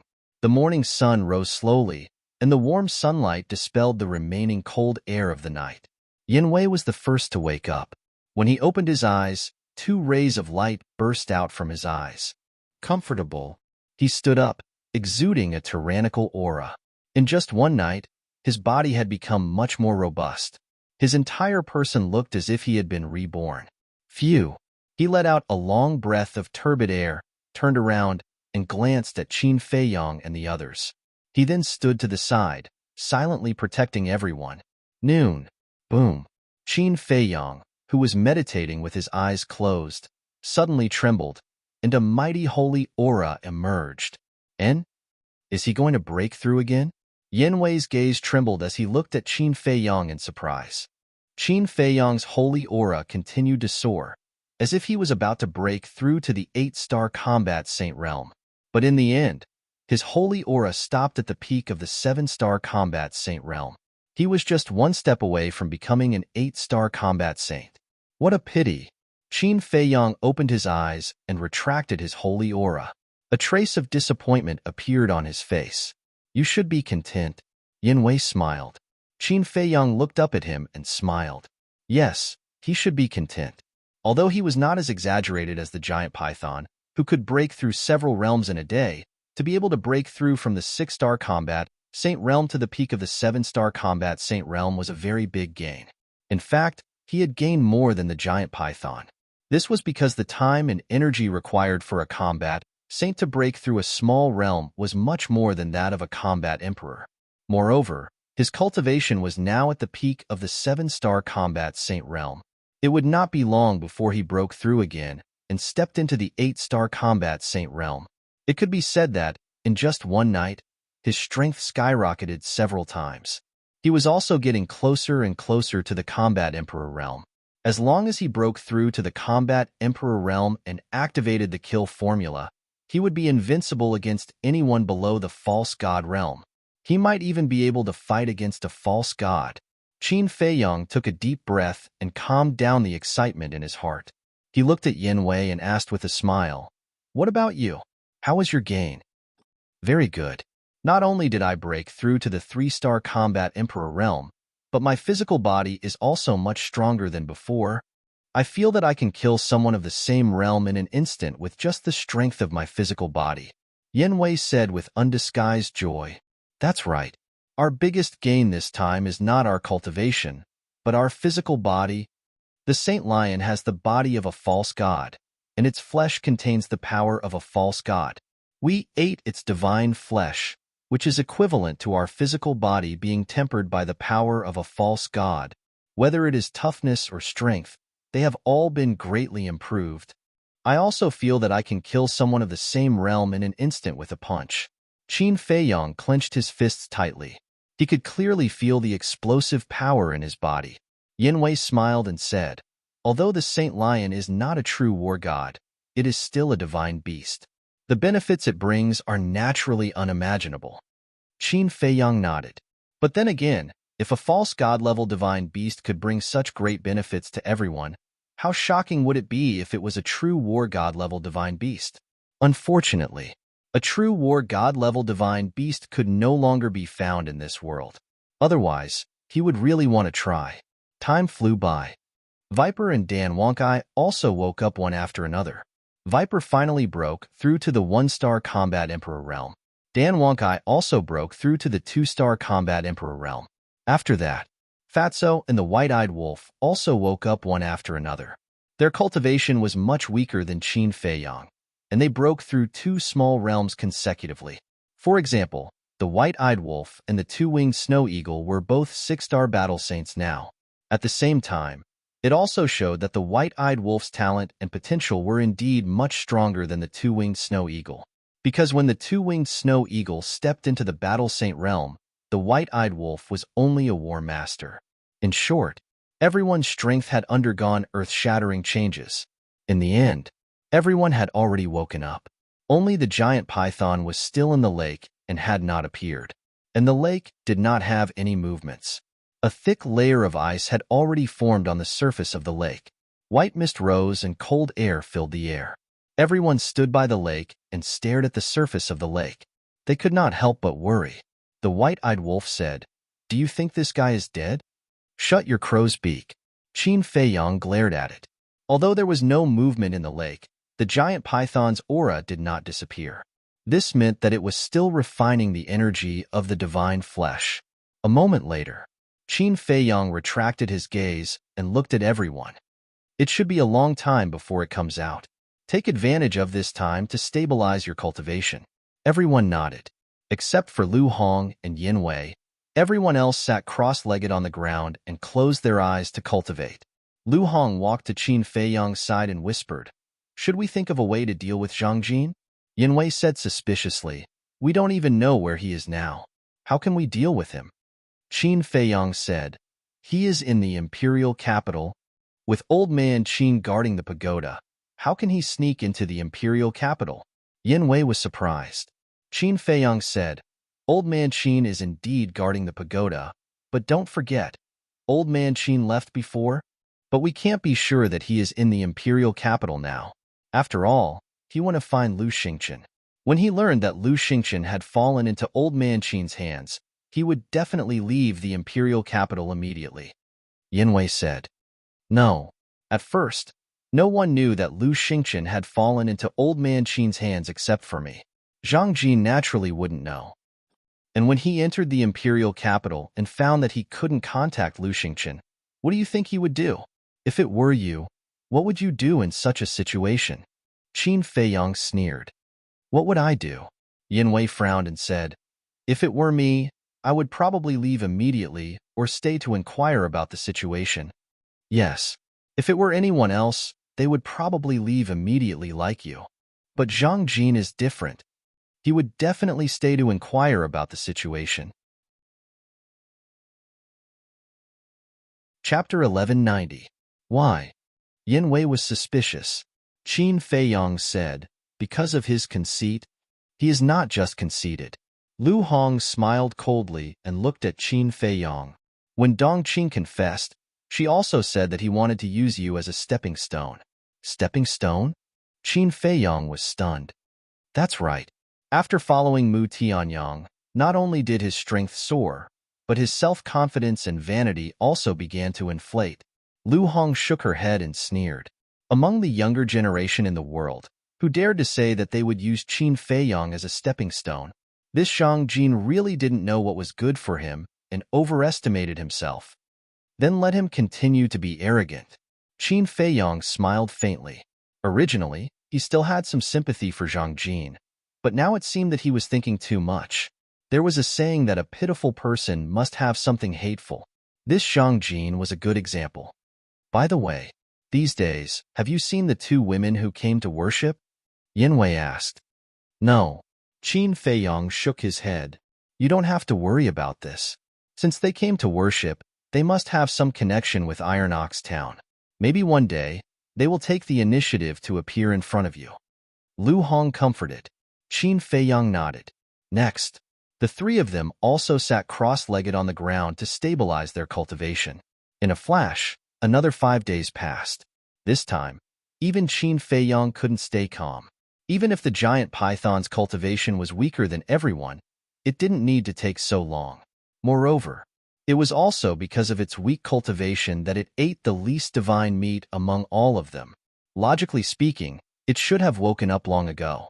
But why was there no movement until now? If it wasn't for its aura, even Qin Feiyang would think that it was already dead. "No, I have to go down and take a look," Qin Feiyang said. The giant python had just started following him. If something were to happen to it, wouldn't he become a laughingstock if word got out? Boom. However, just as he stood up, a shocking aura rushed out from the bottom of the lake. In an instant, everyone stood up. This aura belonged to the giant python. Her aura continued to soar. 1-star battle sect. 2-star battle ancestor. He only stopped when he was a 3-star war ancestor. Damn, it actually broke through 3 small realms in a row? Everyone was dumbfounded. But then, an even more shocking scene appeared. The giant python's aura was gradually changing. Amidst the original ferocious might, there was now a faint trace of dragon might. What's the situation? Everyone looked at each other before looking at the lake again. Their eyes were filled with bewilderment. As time quietly passed, the dragon's might became more and more intense. Groan. Suddenly, accompanied by a loud and clear dragon roar, a huge creature rushed out from the bottom of the lake, setting off huge waves. Its body was over 300 meters long, and it looked like a snake or a dragon. Its entire body was covered in earthen yellow scales. That dragon might came from its body. This is Flood Dragon. Qin Feiyang and the others were all dumbfounded. The black dragon snake swallowed its saliva and said, "You can't be. It's me. Can't you recognize me?" The flood dragon looked at everyone in confusion. His voice was like a bell, deafening to the ears. "It's really you. How did you transform into a flood dragon?" The black dragon snake's eyes were filled with disbelief. That's right. The flood dragon in front of him was the giant python. The flood dragon said, "I don't know either. After eating the divine meat, I fell into a deep sleep at the bottom of the lake. When I woke up, I became like this." The black dragon snake held its breath and roared at Qin Feiyang and the others. "Did you see that? This is called a great fortune. What is our little harvest?" Everyone couldn't help but laugh bitterly. Indeed, compared to the giant python, their little harvest was like heaven and earth. One had to know, whether it was a snake or a python, as long as it transformed into a flood dragon, it was equivalent to a fish leaping through the dragon's gate, a true rebirth. Although it couldn't compare to a real divine dragon, it was much stronger than other fierce beasts. The most important thing was, once it transformed into a flood dragon, whether it was the power of its bloodline or its potential, it would undergo earth-shaking changes. It might even be able to transform into a real divine dragon in the future. "I'm a little jealous of you," the black dragon snake said powerlessly. "I'm a little jealous too," the spirit snake emperor muttered. Although the black dragon snake looked like a dragon, it didn't have the inheritance of a dragon. And although the spirit snake emperor was powerful, it was completely unrelated to a dragon. Therefore, they also yearned to transform into a real dragon. But this kind of thing was impossible without a particularly heaven-defying opportunity and luck. Hee. Looking at the two beasts' discouraged looks, the flood dragon felt a little embarrassed. Qin Feiyang patted the heads of the two beasts and said with a smile, "All right, don't be dejected. There's still a long time. Who can predict what will happen in the future?" "That's true." The two beasts nodded. Qin Feiyang looked up at the flood dragon and said with a smile, "Congratulations." The flood dragon chuckled and said shyly, "This is all your credit. I will definitely repay you in the future. We're all on the same side. Why are you being so polite?" Qin Feiyang shook his head and smiled. Then, he retracted his ice blade and looked at everyone. "After resting for a while, it's time to deal with business. Let's go to the castle to cultivate." Everyone nodded. The flood dragon's huge body shrank to a meter long and flew in front of everyone. It looked a little distant. Qin Feiyang waved his hand and sent everyone to the castle, leaving only Yanwei outside. "Where are we going now?" Yanwei asked. "The imperial capital." Qin Feiyang's eyes flashed. He took out the space-time gate and handed it to Yanwei. Yanwei activated his battle chi and was about to awaken. "Wait." But suddenly, Qin Feiyang stopped him. "What's wrong?" Yanwei was puzzled. "Let's enter the imperial capital through the teleportation altar in the Butterfly Valley," Qin Feiyang said. The space-time gate could only be opened once a day. If it was open now and an accident happened after entering the imperial capital, wouldn't it be disastrous? Therefore, it was better to leave the space-time gate open in case of any accidents. But when he heard that they were going to the Butterfly Valley, Yanwei immediately objected. "The Butterfly Valley must be heavily guarded now. If you go there now, won't you be walking into a trap?" Qin Feiyang frowned and said, "Let's go and take a look first." "All right." Yanwei nodded helplessly and opened the teleportation gate. The two of them walked in one after another. Qin Feiyang went to the imperial capital for Zhang Jin and Lu Xingchen. There was no point in looking for Renduxing now. He would definitely not be able to find him. Therefore, he might as well look for Lu Xingchen and Zhang Jin directly. Above the Butterfly Valley, Qin Feiyang and Zhang Jin appeared out of thin air. The moment they appeared, Yanwei scanned the valley below, his eyes full of vigilance. However, in the end, he found that there was not a single person in the huge valley. It was dead silent. "This is strange. Why didn't they send anyone to guard it?" Yanwei was suspicious. "Unless they send a false god, they are all here to die," Qin Feiyang said. Yin Wei was stunned and could not help laughing. He was too cautious. Indeed, over the years, they killed a group of people sent by the imperial capital. In the face of such a situation, as long as the people in the imperial capital were not stupid, they would definitely consider carefully before sending people here. Whoosh! The two of them turned into a stream of light and rushed down. After a while, the two of them entered the secret chamber and stood in front of the teleportation altar. Yin Wei immediately activated his battle aura to revive the altar. When the altar was revived, he turned to look at Qin Feiyang and said, "Old man Qin is no longer trustworthy. You must be careful." Qin Feiyang nodded, sent Yin Wei to the castle, and stepped onto the altar. For him, the imperial capital was now a dragon's pool and tiger's den. But sometimes, even if he knew it was a dragon's pool and tiger's den, he still had to take a trip. At the same time, pagoda. When the teleportation altar was revived, the pagoda door quickly opened. A white-haired old man stood in front of the pagoda door. It was Old Man Qin. He looked at the bloody teleportation altar, his eyes flickering. Suddenly, he took a step forward and landed in front of the altar. Then, with a wave of his hand, the pagoda door quickly closed again. Almost the moment the pagoda door closed, Qin Feiyang appeared on the altar. Old Man Qin said indifferently, "It's really you?" Qin Feiyang jumped down from the altar and looked at Old Man Qin. "It seems that you have been waiting for me." Old Man Qin said, "Didn't you come to the imperial capital to look for this old man?" "Yes." Qin Feiyang nodded. Old Man Qin said, "Speak. I want Lu Xingqian." Qin Feiyang did not talk nonsense and directly stated the purpose of his visit. Old Man Qin raised his eyebrows and said, "What do you want him to do?" Qin Feiyang said, "Don't worry about that. The news of Mu Tianyang's return has been confirmed, and Lu Xingqian is related to Mu Tianyang. Do you think this old man will return him to you? Even if this old man is willing, His Majesty and the Imperial Preceptor will not allow this old man to do so, because they also know that Lu Xingqian is now imprisoned in the Divine Prison. So this matter is not negotiable." Old Man Qin's attitude was very firm, and this was also within Qin Feiyang's expectations. He smiled coldly and said, "Then I'll tell you the truth. The relationship between Lu Xingqian and Mu Tianyang is actually not that great." "Not that great?" Old Man Qin was stunned and frowned. "Didn't you tell this old man that Lu Xingqian is Mu Tianyang?" Qin Feiyang said indifferently, "If I didn't say that, would you do your best to help me watch over him?"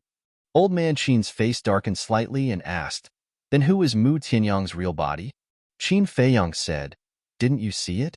It's the person who fought with the Imperial Preceptor in the hinterland of the magical Dragon Mountains."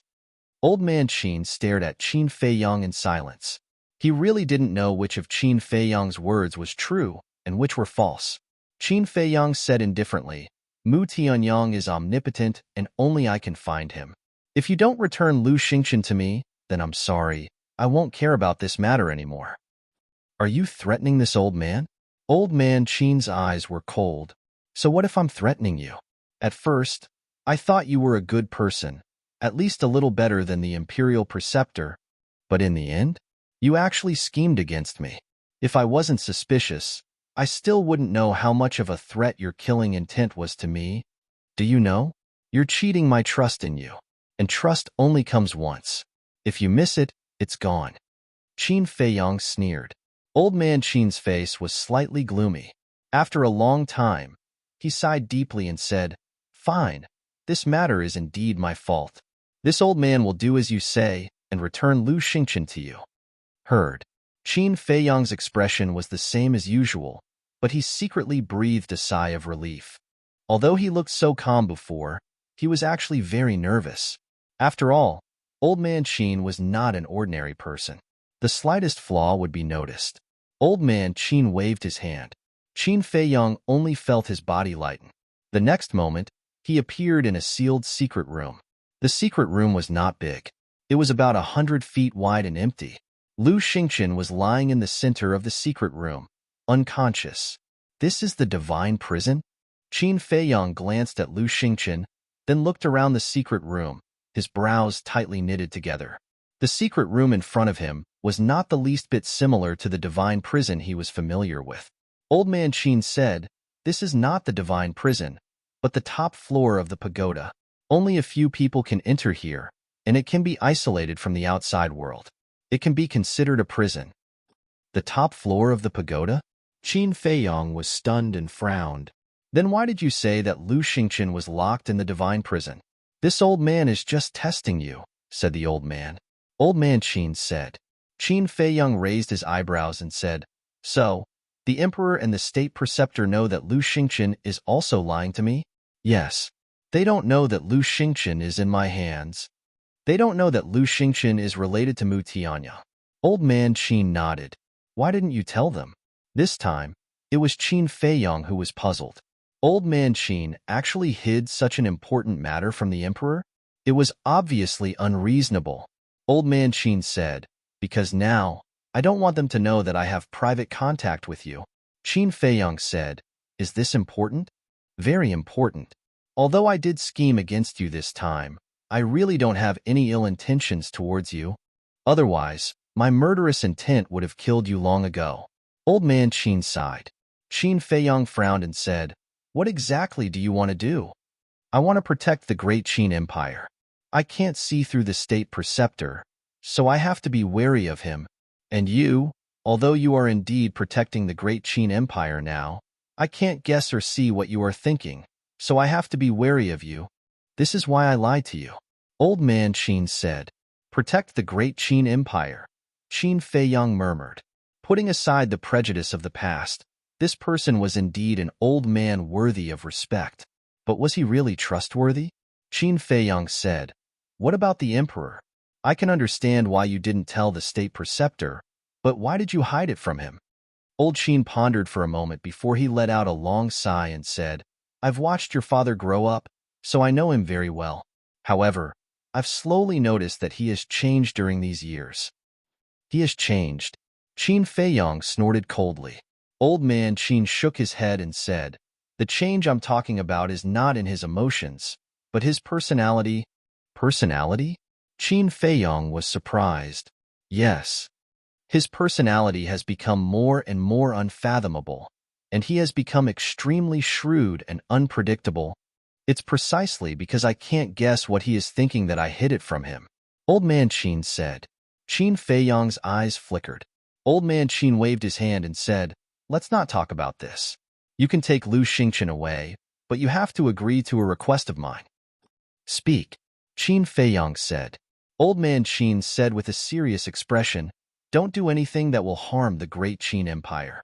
Otherwise, even if you have the legacy of the late emperor and have the protection of the late emperor, I won't let you off." "I don't need you to remind me of this," Qin Feiyong said indifferently.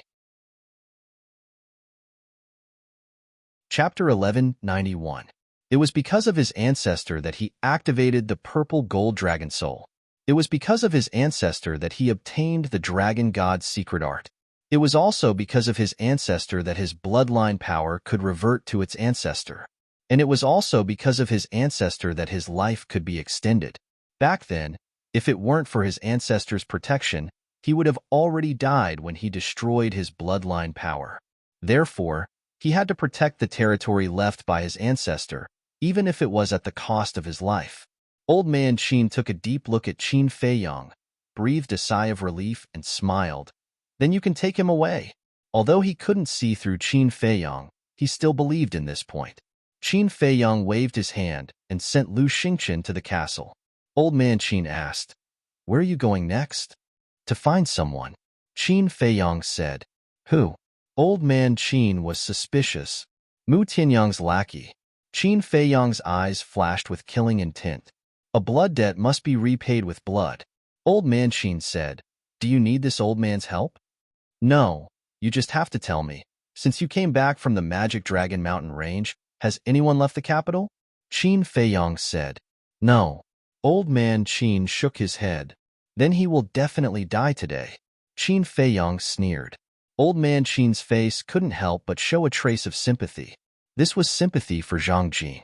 Being targeted by this kid in front of him was even more painful and desperate than being targeted by the devil. Suddenly, he seemed to have thought of something and said, "By the way, there's something I must tell you." "What?" Qin Feiyang asked.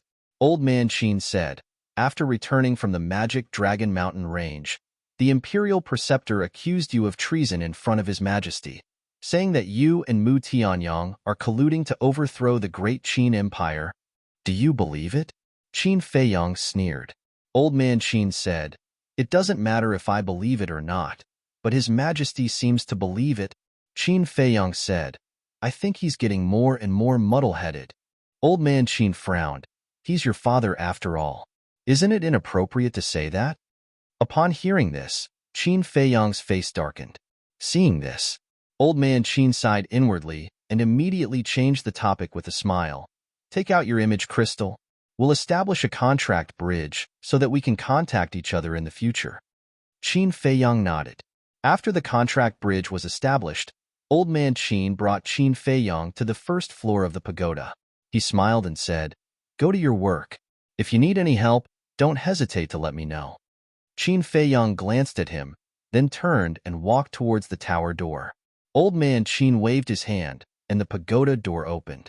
Just as Qin Feiyang walked out of the pagoda, a terrifying aura came from afar. He immediately raised his head to look, a cold glint flashing in his eyes. "It's the Imperial Tutor." Old man Qin's expression also changed. He hurriedly walked to Qin Feiyang's side and said in a deep voice, "Go to the top floor and hide." After saying that, with a wave of his hand, Qin Feiyang instantly disappeared without a trace. Not long after, an old man in white broke through the air and landed on the square in front of the pagoda. Who else could it be but the State Preceptor? Old man Qin smiled calmly and asked, "State Preceptor, where are you going?" "Nowhere." The State Preceptor was also full of smiles. Old man Qin asked suspiciously, "Then what are you doing here? Don't tell me you're here to enjoy the scenery. There's nothing to see here." "I'm busy every day. How can I have time for such boring things?" "I'm here this time with His Majesty's Imperial Edict," the State Preceptor said. "What Imperial Edict?" Old man Qin frowned. The State Preceptor smiled and said, "His Majesty orders you to go to the Spirit State and guard the Butterfly Valley."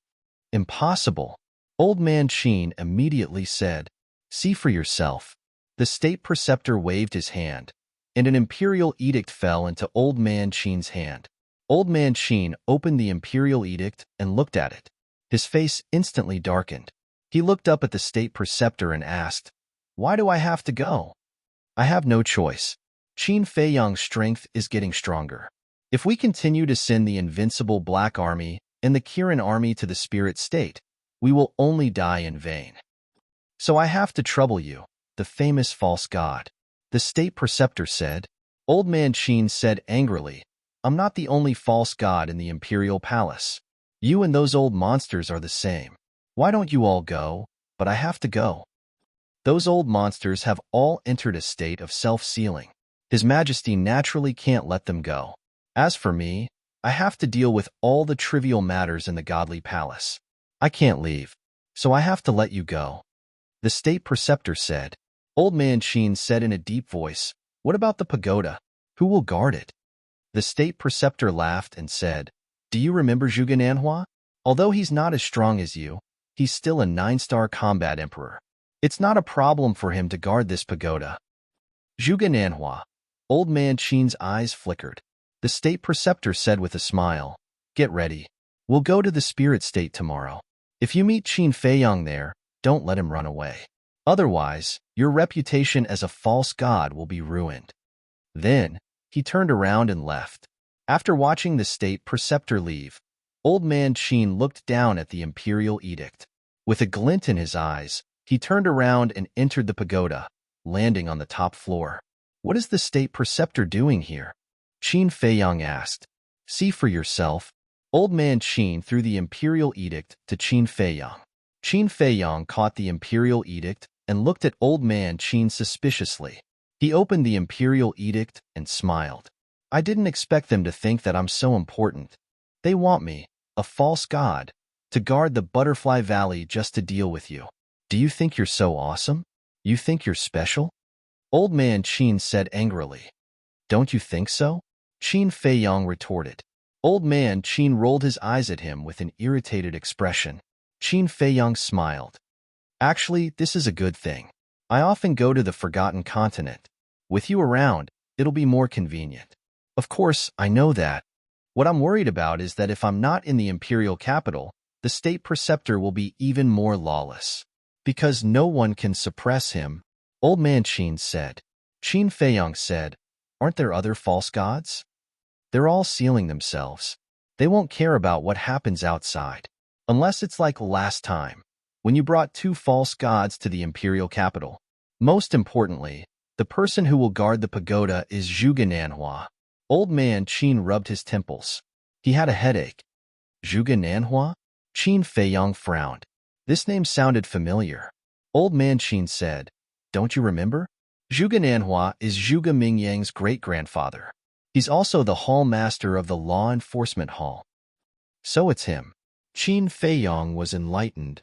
This person's cultivation is also very strong. I heard that he has reached the peak of the 9-star combat emperor realm.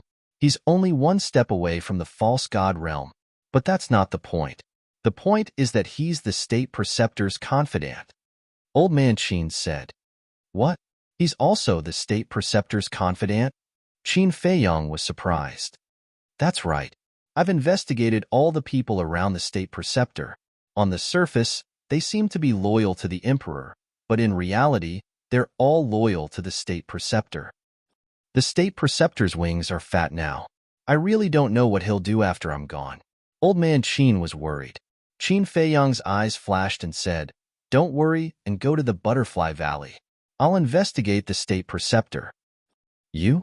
Old Man Qin looked at Qin Feiyang strangely and said, it's not that I don't trust you. It's just that this matter is too difficult. You can't even get close to him. How are you going to investigate him? Investigating a person doesn't necessarily mean getting close to him. In short, I'm confident, Qin Feiyang said. Seeing Qin Feiyang's confident face, Old Man Qin frowned and nodded. Well, I'll leave this matter to you. Qin Feiyang nodded and said, send me out. Old Man Qin brought Qin Feiyang directly to the square in front of the pagoda. Qin Feiyang waved his hand and opened the portal. There's one more thing. I want to remind you. Don't cause trouble in the imperial capital in the future. Because not only are there other false gods hiding in the imperial capital, but there's also a powerful divine artifact. Just as Qin Feiyang was about to enter the portal, Old Man Qin secretly transmitted his voice. A powerful divine artifact. Qin Feiyang's eyes narrowed. He turned to look at Old Man Qin and said, I'll remember. After saying that, he entered the portal without looking back. The future belongs to him. Old Man Qin shook his head and sighed. He also opened the portal and left. Black Dragon Pool. Qin Feiyang once again appeared in this place, but he didn't stop and went to the castle. Inside the castle, everyone was cultivating in seclusion. Only Yanwei stood at the side, looking at Lu Xingqian and Mu Qing. Both of them were unconscious. Qin Feiyang looked at the 2 of them and said to Yanwei, wake Mu Qing up. And Yanwei nodded, walked up, and slapped Mu Qing a few times.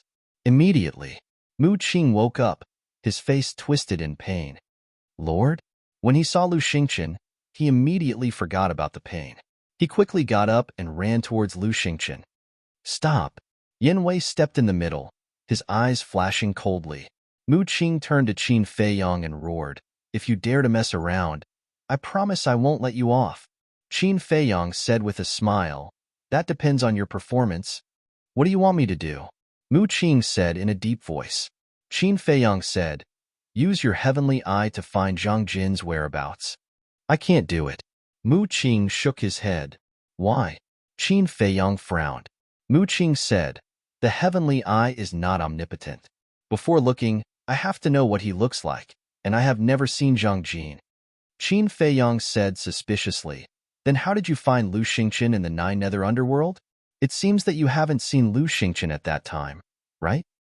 How do you know that I haven't seen him? Mu Qing sneered. When did you see him? Qin Feiyang raised his eyebrows. Mu Qing said, you want to know? I won't tell you. It seems that I have to make a move. Qin Feiyong waved his hand, and Chang Shui appeared. Stop. Mu Qing's face changed, and he quickly shouted, I'll tell you. It's because of a divine artifact. A divine artifact? Qin Feiyong was stunned and asked, the gate of time and space? No. It's another divine artifact of the Mu family. This divine artifact was made by his lord himself.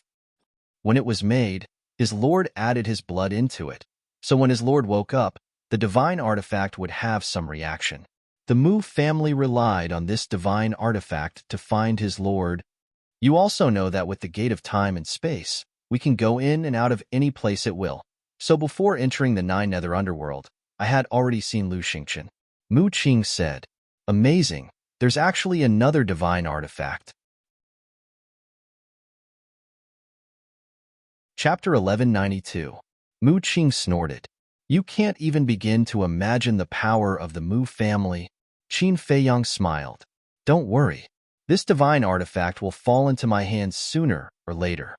Mu Qing's face was suddenly filled with anger. How dare he say that? Was he looking down on the Mu family? Qin Feiyong took out a spiritual sea pill and threw it to Mu Qing. Don't talk nonsense. Hurry up and repair your qi sea. Mu Qing grabbed the spirit sea pellet and gloomily glanced at Qin Feiyong. Then, he threw the spirit sea pellet into his mouth and said, it's still the same as before. If I haven't seen him before, I won't be able to find his location. That's easy. Qin Feiyong chuckled. His battle qi surged, and Zhang Jin's figure immediately condensed in the void. Mu Qing was annoyed. Couldn't he tell that he didn't want to help? Why did he have to force him? Qin Feiyong smiled faintly. Can you do it now? Mu Qing said. If he changes his appearance, I can't find him either. Swish. Qin Feiyong stepped forward, grabbed Mu Qing's neck, and sneered. Are you challenging my patience? If you can't find him after changing his appearance, then how did you find me when I changed my appearance? Mu Qing's pupils shrank. I'm telling you, don't play tricks with me again. Otherwise, you and Lu Xingqian will die today. Qin Feiyong smiled coldly, let go of Mu Qing, and left the castle. Black Dragon Pool. The mountain range stretched up and down, and all kinds of fierce beasts ran rampant in the mountains. Qin Feiyong rose into the air and landed on the cliff of a mountain, looking down at the mountains below. Every time he entered the imperial capital, he would come here. Unknowingly, this place had become his foothold in the imperial capital. He pondered for a moment. With a wave of his hand, he summoned Yin Wei and Lu Hong from the ancient castle. The three of them worked together to cut down wood and gather materials. In less than an hour, they built a brand new wooden building on the mountain peak. Qin Feiyong stood in front of the small wooden house and nodded with satisfaction. He smiled and said, this will be our home in the capital from now on. Yin Wei and Lu Hong looked at each other and smiled. Since it's a home, we should decorate it well, Lu Hong said with a smile. She then turned around and flew down the mountain. What is she going to do? Yin Wei was suspicious. Qin Feiyong smiled faintly and said, it's a woman's nature to love beauty. She must have gone to find those flowers and plants to decorate this place. Yin Wei shook his head and smiled. Wang. At this moment, the image crystal began to move. Qin Feiyong took out the image crystal. A shadow appeared. It was Fatso. Fatso said, Mu Qing's Sea of Qi has been repaired. Got it. Qin Feiyong nodded and turned off the image crystal. With a wave of his hand, Mu Qing immediately appeared beside him. You are really leisurely and elegant. Glancing at the small wooden house, Mu Qing smiled coldly. Qin Feiyong smiled and said, you can come here often if you have time in the future. I'm afraid you won't have the chance. Don't worry. There will definitely be a chance, Mu Qing said meaningfully. Wisps of strange light appeared in his eyes. After a while, the light in his eyes dissipated. He looked at Qin Feiyong and said, Zhang Jin is in the Fragrant Moon Brothel. He is sitting in a corner of the hall. Which Fragrant Moon Brothel? Qin Feiyong asked. The Fragrant Moon Brothel had many branches in the imperial capital. The first district, Lu Xingqian said. Qin Feiyong asked, did he change his appearance? Yes. Mu Qing waved his hand. A middle-aged man appeared in the void in front of him. He said, this is his current appearance. You can even see his current appearance. Your all-seeing eye is really powerful. It's a pity that you can't inherit the fighting soul. Qin Feiyang sighed. Mu Qing's face was immediately filled with anger, because as long as he was not a fool, he could understand the meaning of these words. Obviously, he was thinking about his all-seeing eye. Qin Feiyang laughed and sent Mu Qing to the castle. Fatso immediately destroyed his sea of qi. Fatso, you just wait. Sooner or later, I will make you kneel and beg for mercy. Mu Qing was furious. This was the third time that his sea of qi had been destroyed. When had he ever been treated like this? Still arrogant? Just wait. Fat Lord will make you kneel and beg for mercy now. Fatso laughed evilly and went up to punch and kick him again. For a moment, the miserable howls in the castle were incessant. Outside, Qin Feiyang waited for a while. When Lu Hong did not come back, he took out the image crystal. Lu Hong's image soon appeared. Lu Hong was standing in a jungle, holding all kinds of wild flowers in her hands. Qin Feiyang said, Old Yin and I are going to the fragrant moon brothel. Stay here and don't run around. Have you found Zhang Jin? Lu Hong asked. Qin Feiyang nodded. Then you guys be careful, Lu Hong warned. Qin Feiyang smiled and turned off the image crystal. He took out 2 illusory pills, one for Yin Wei and the other for himself. After a simple disguise, the two opened the portal and descended in front of the Fragrant Moon brothel. The Fragrant Moon brothel was located next to the central square of the first district. The location was very good, and the streets were full of traffic. The Fragrant Moon brothel was also the largest brothel in the imperial capital, so there were many people coming in and out. Moreover, most of them were the children of wealthy families, people of great wealth and status. Qin Feiyang did not enter the Fragrant Moon brothel immediately. Instead, he walked along the street and looked at the central square not far away. The scene of him being taken to the central square and beheaded in public was still vivid in his mind. At that time, if it were not for the mysterious madam and the Mu family's help, he should be dead. If he was really dead, many people would wake up laughing in their dreams. Yin Wei looked at the central square and sighed secretly. He smiled and said, Let's go in. Qin Feiyang nodded. The two entered the Fragrant Moon brothel. Inside, there were singing and dancing, and smoke lingered. The women's moans and the men's laughter were intertwined, forming a kind of extravagant and luxurious atmosphere. Everyone came to this kind of brothel, naturally, not to find true love, but for the pleasure and sense of superiority in their hearts. Looking at all this, Qin Feiyang's heart was full of disgust. Whether it was the men or the women here, they have been devoured by desire. They thought they were great. They were rich. They were powerful. They were beautiful. But in fact, they were just a group of vermin. 2 guests, do you have a reservation in advance? A waiter came up and looked at Qin Feiyang and asked with a smile. Qin Feiyang looked at the waiter, then looked at the hall. His eyes suddenly locked on a corner. He saw a middle-aged man, sitting alone, drinking silently. He looked out of place with the other people in the hall. Qin Feiyang pointed to the middle-aged man and looked at the waiter with a smile. We have an appointment with him. You go ahead. We can go there by ourselves? That's good. If you need anything, just let me know, the waiter said with a smile, and then he went to the next guest.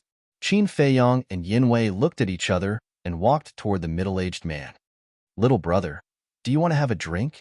Little brother, come and have fun for a while. I promise I will serve you well. Along the way, women kept coming out to show off, wearing revealing clothes and heavy makeup. They were very slutty, but Qin Feiyang ignored them, went straight to the middle-aged man's table, and sat opposite him. Yin Wei stood behind him. The middle-aged man was drinking. Seeing Qin Feiyang and Qin Feiyang come uninvited, he immediately raised his eyebrows, put down the wineglass, and looked at Qin Feiyang. Are you in the wrong place? Qin Feiyang said with a smile, This hall is already full. Brother is the only one here, so I came over to make do. I won't disturb you, will I? Make do? The middle-aged man's face twitched, and he said, It's not to the extent of disturbing, but I don't like to sit with strangers. Please find another place. Brother, you are really a cold person. However, regarding Lu Xingqian, I wonder if you're interested in knowing more about him? Qin Feiyang chuckled. The middle-aged man stood up suddenly, and a cold light flashed in his eyes. Don't get excited. This is Imperial City. It won't be good for you if you attract the attention of others, right, Zhangjin? Qin Feiyang said with a smile, his eyes full of mockery. Zhang Jin's pupils constricted, and he returned to his seat, sending a voice transmission. Who are you? Why do you know so much? Who am I? Qin Feiyang smiled playfully and said indifferently, you should be able to guess. Zhang Jin frowned and sized up Qin Feiyang. All of a sudden, his eyes trembled, and he thought to himself, you are Qin Feiyang? Are you surprised? Are you surprised? Qin Feiyang chuckled. Zhang Jin's face suddenly darkened, and he said, how did you find me? One must know. He had changed his appearance now, and even the people around him might not be able to recognize him, but Qin Feiyang could find him at once. Qin Feiyang said with a smile, I have to thank Mu Qing. If it weren't for him, I wouldn't have been able to find you. Mu Qing. Zhang Jin was shocked, and he thought to himself, Mu Qing is the young master of the Mu family. How could he help you? You actually know? Qin Feiyang was surprised and said, so, Mu Qing has actually seen you? We have seen each other a long time ago. Zhang Jin said in a deep voice, this bastard dares to play tricks with me. A cold light flashed in Qin Feiyang's eyes. He grabbed a clean wine cup, picked up the wine pot in front of Zhang Jin, poured a cup, and tasted it leisurely. Zhang Jin's face was gloomy, and he said, where is Lu Xingchen? What do you know? Qin Feiyang drank and said with a smile, compared to Lu Xingchen, you should be more concerned about Renduxing. Zhang Jin was surprised. It seems that Renduxing hasn't contacted you these days, but thinking about it, with Elder Qin in the pagoda, he can't find you even if he wants to. Qin Feiyang said with a smile. Zhang Jin clenched his hands and said to himself, if you have something to say, just say it.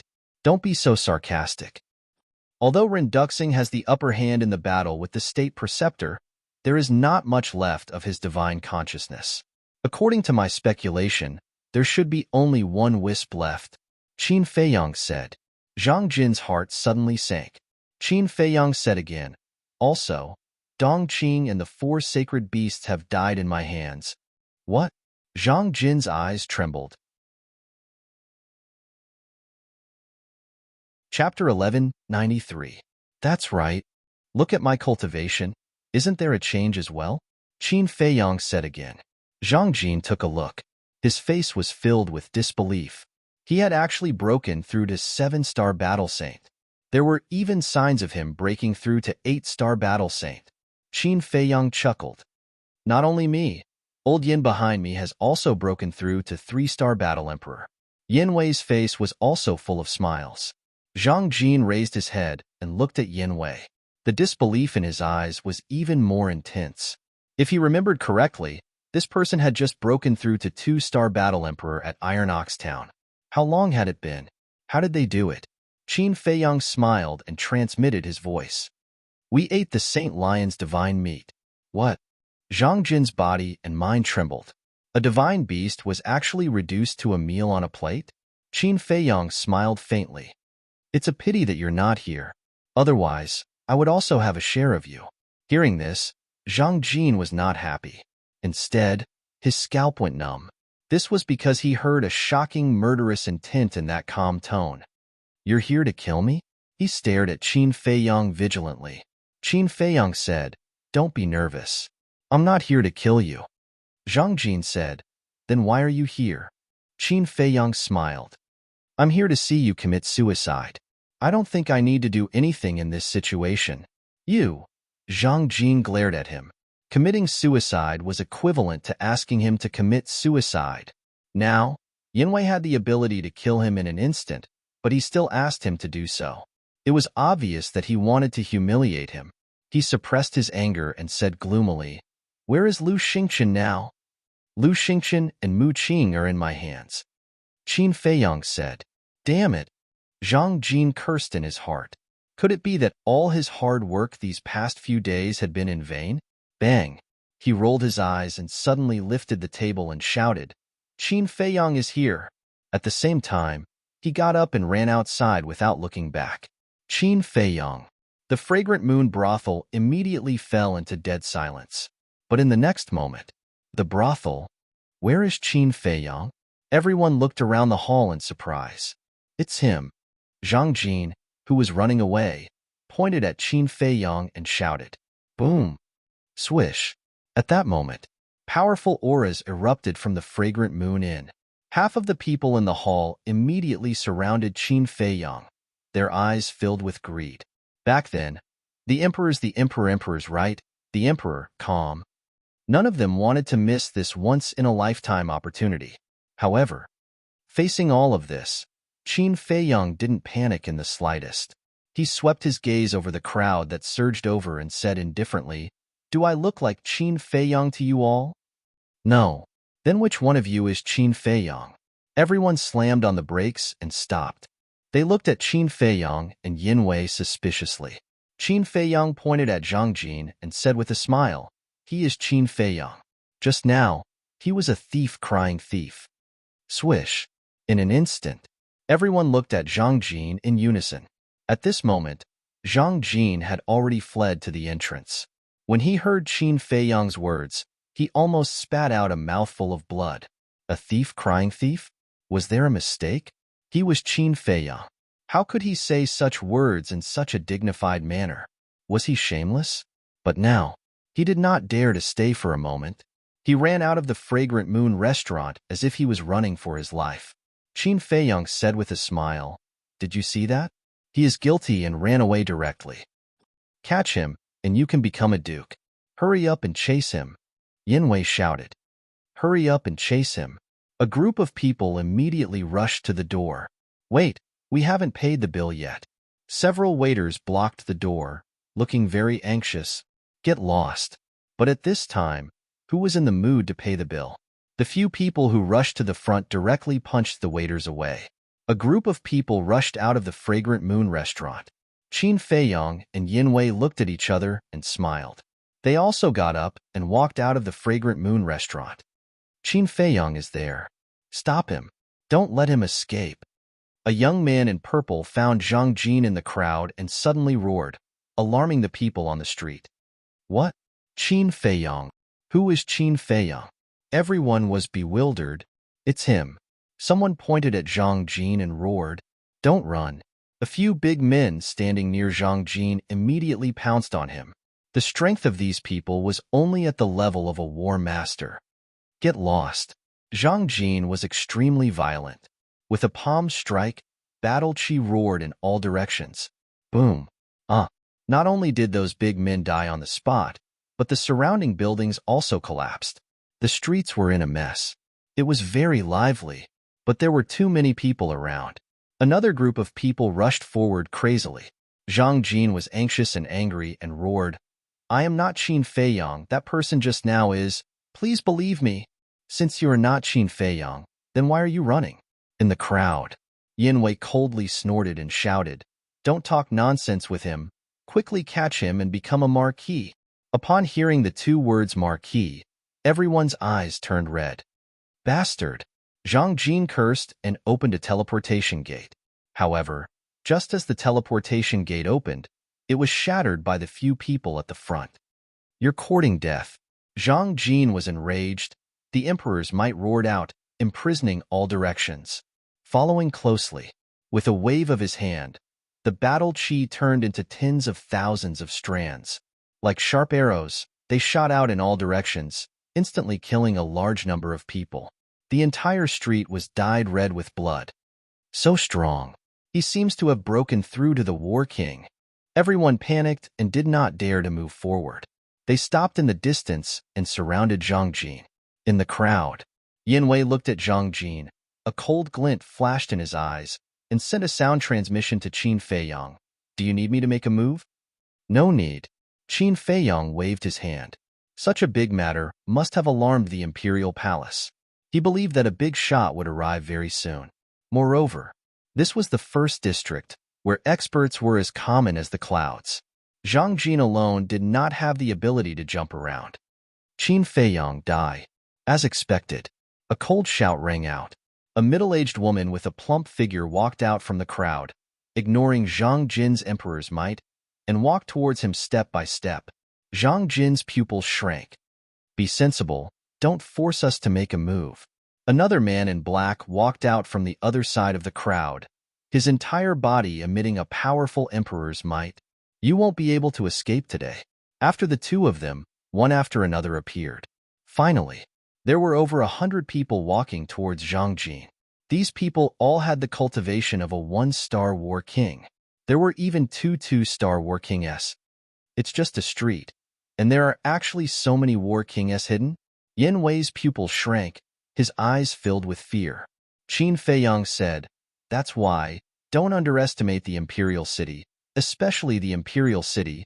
The experts hidden here will make you feel despair." Zhang Jin glanced at the middle-aged woman and the others and shouted hysterically, "I've already said, I'm not Qin Feiyang. Why don't you believe me?"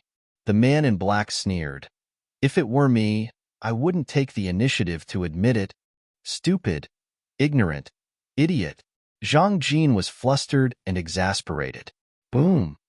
However, what responded to him was the anger of the man in black and the others. They all released their emperor's might and pounced towards Zhang Jin. This was over 100 emperor's might. Moreover, there were two two-star war kings' emperor's might, and Zhang Jin was only a one-star war king. Poof! With a loud bang, Zhang Jin spurted out blood on the spot. His body and mind trembled, and his face turned pale. Don't go too far. He formed a seal with both hands, and his battle chi surged. A palm-sized square seal instantly appeared in the sky. Mountain-shattering seal. With a loud roar, the square seal soared into the sky and expanded in the wind. In the blink of an eye, a square seal that was hundreds of feet tall appeared, and its terrifying aura shook the sky. Following closely, Zhang Jin turned into a stream of light and rushed into the sky like lightning. Standing above the square seal, he raised his hand and pressed down. Boom! The square seal suddenly sank, and with a monstrous, ferocious aura, it suppressed the man in black and the others below. Perfect battle art.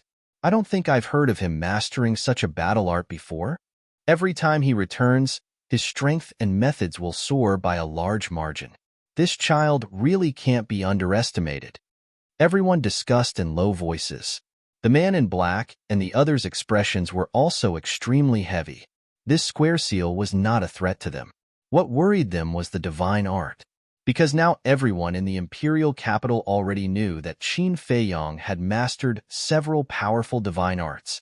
The middle-aged woman said, "The people from the imperial palace will definitely be here soon. We just need to delay him."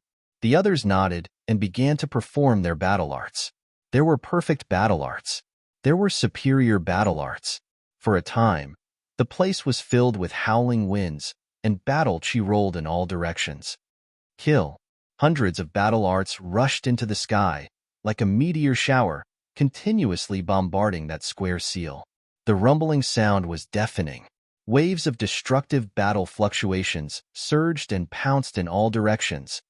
Quickly retreat. When the spectators in the distance saw this scene, they immediately turned around and fled. But there were also people who could not escape. They were swept away by the air wave, torn to pieces, and blood stained the sky. A large portion of the buildings below had been destroyed. Gotcha! All of a sudden, that square seal shattered. Zhang Jin was so angry that blood spurted wildly, and like a meteorite, he flew out. Qin Feiyang died. Another unfamiliar burly man rushed out of the crowd, rushed in front of Zhang Jin like lightning, and punched Zhang Jin's chest. Ah! Zhang Jin screamed in pain. His blood-stained body, like a cannonball, shot into the sky. This punch was fatal. It had directly shattered his heart. Haha, Qin Feiyang is mine. The Marshal Marquis position is also mine. None of you can take it away. The burly man glanced at the black-clothed man and the others, and then rushed towards Zhang Jin excitedly. He had been here since early in the morning, but he knew that if he went out early, he would definitely not be able to snatch it from others, so he had been hiding in the crowd, waiting for an opportunity to make a move. Bastard! We can't let him succeed, the middle-aged woman shouted. The black-clothed man and the others also had gloomy expressions. They actually let this person take the initiative. Whoosh! The group of people used their supportive battle arts one after another and rushed towards Zhang Jin. Yin Wei shook his head and laughed. Being beaten by so many war emperors, I have to say that he is really pitiful. This is what he deserves. Chapter 1194. High up in the sky, Zhang Jin was in despair. His current cultivation was indeed much stronger than before. However, with so many combat emperors surrounding him, he did not even have the chance to escape, let alone fight. Qin Feiyang, go and die. The burly man rushed in front of Zhang Jin and threw a punch at Zhang Jin's lower abdomen. Bastard! With just you? Zhang Jin was so angry that he laughed. A black eagle rushed out from behind him. Its body was dozens of meters long, and it was ferocious. It was his fighting soul. Chirp!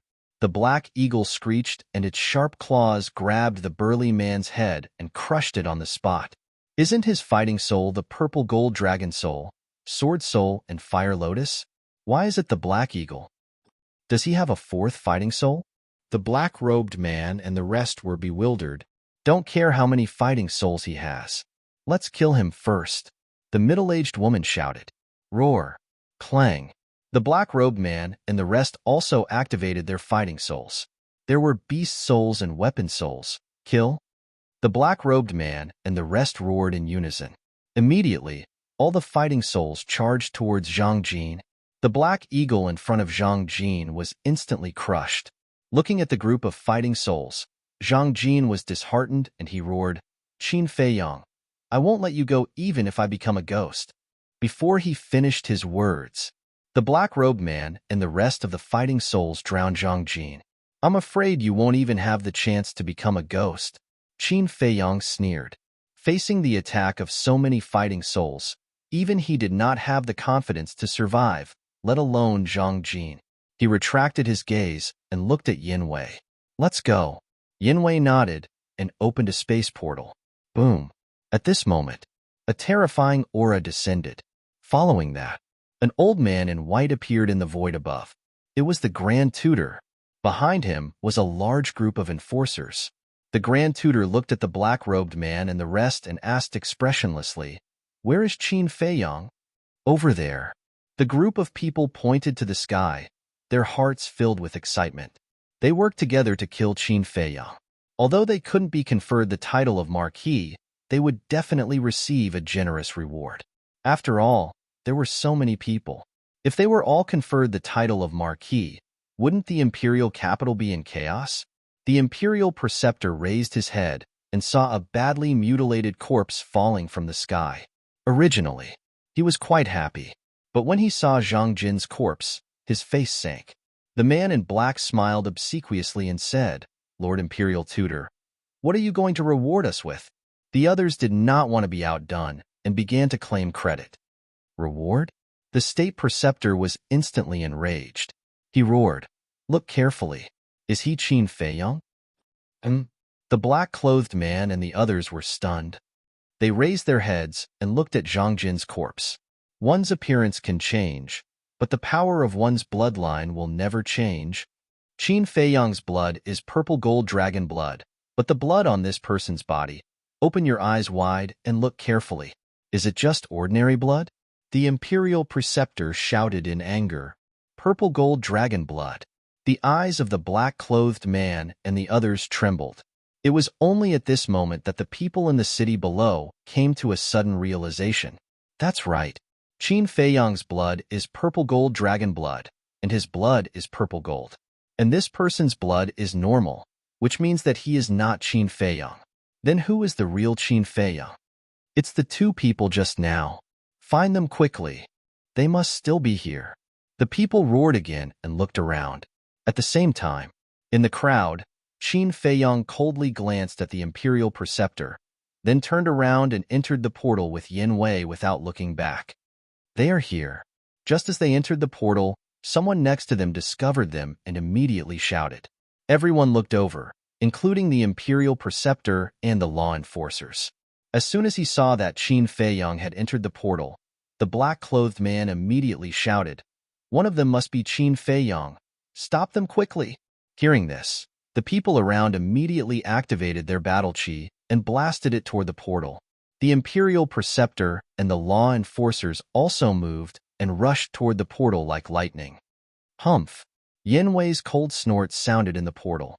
Immediately after, a burst of Emperor's aura roared out, and the battle chi that surged from all directions instantly dissipated.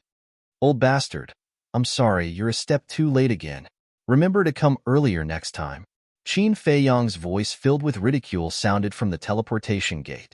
Then, Qin Feiyang and Yenwei's figures disappeared in the portal. All of this happened in an instant, even though it seemed slow. The Imperial Preceptor rushed over and smashed the portal with a palm. But after waiting for a long time, he did not see Qin Feiyang and Yenwei appear, and his face gradually darkened. Lord, don't worry. Although we haven't caught him yet, at least we've confirmed that he's in the Imperial capital. As long as he's in the Imperial capital, he won't be able to escape. A law enforcer said respectfully. Won't be able to escape, the Imperial Preceptor muttered to himself, and his face became more and more ferocious. Suddenly, he slapped the law enforcer's face and said angrily, "Since you're so capable, why is he still at large? Lord, please spare my life." The law enforcer immediately knelt on the ground. The Imperial Preceptor glanced at him coldly, then looked at the other law enforcers and said, "Do you all think so too?" Everyone lowered their heads and was incomparably nervous. I'll repeat it again. Don't underestimate Qin Feiyang anymore. He's no longer the 14th prince of the past. The current him is strong enough to crush all of you into pieces. So, it's best not to be arrogant and think that you can easily catch him, understand? The Imperial Preceptor roared. The group of law enforcers trembled and said respectfully, "We'll remember." A bunch of idiots. The Imperial Preceptor snorted, flicked his sleeves, and rose into the air, disappearing from everyone's sight. At this moment, the group of law enforcers heaved a sigh of relief. We didn't even notice such an important piece of information like the purple gold dragon blood.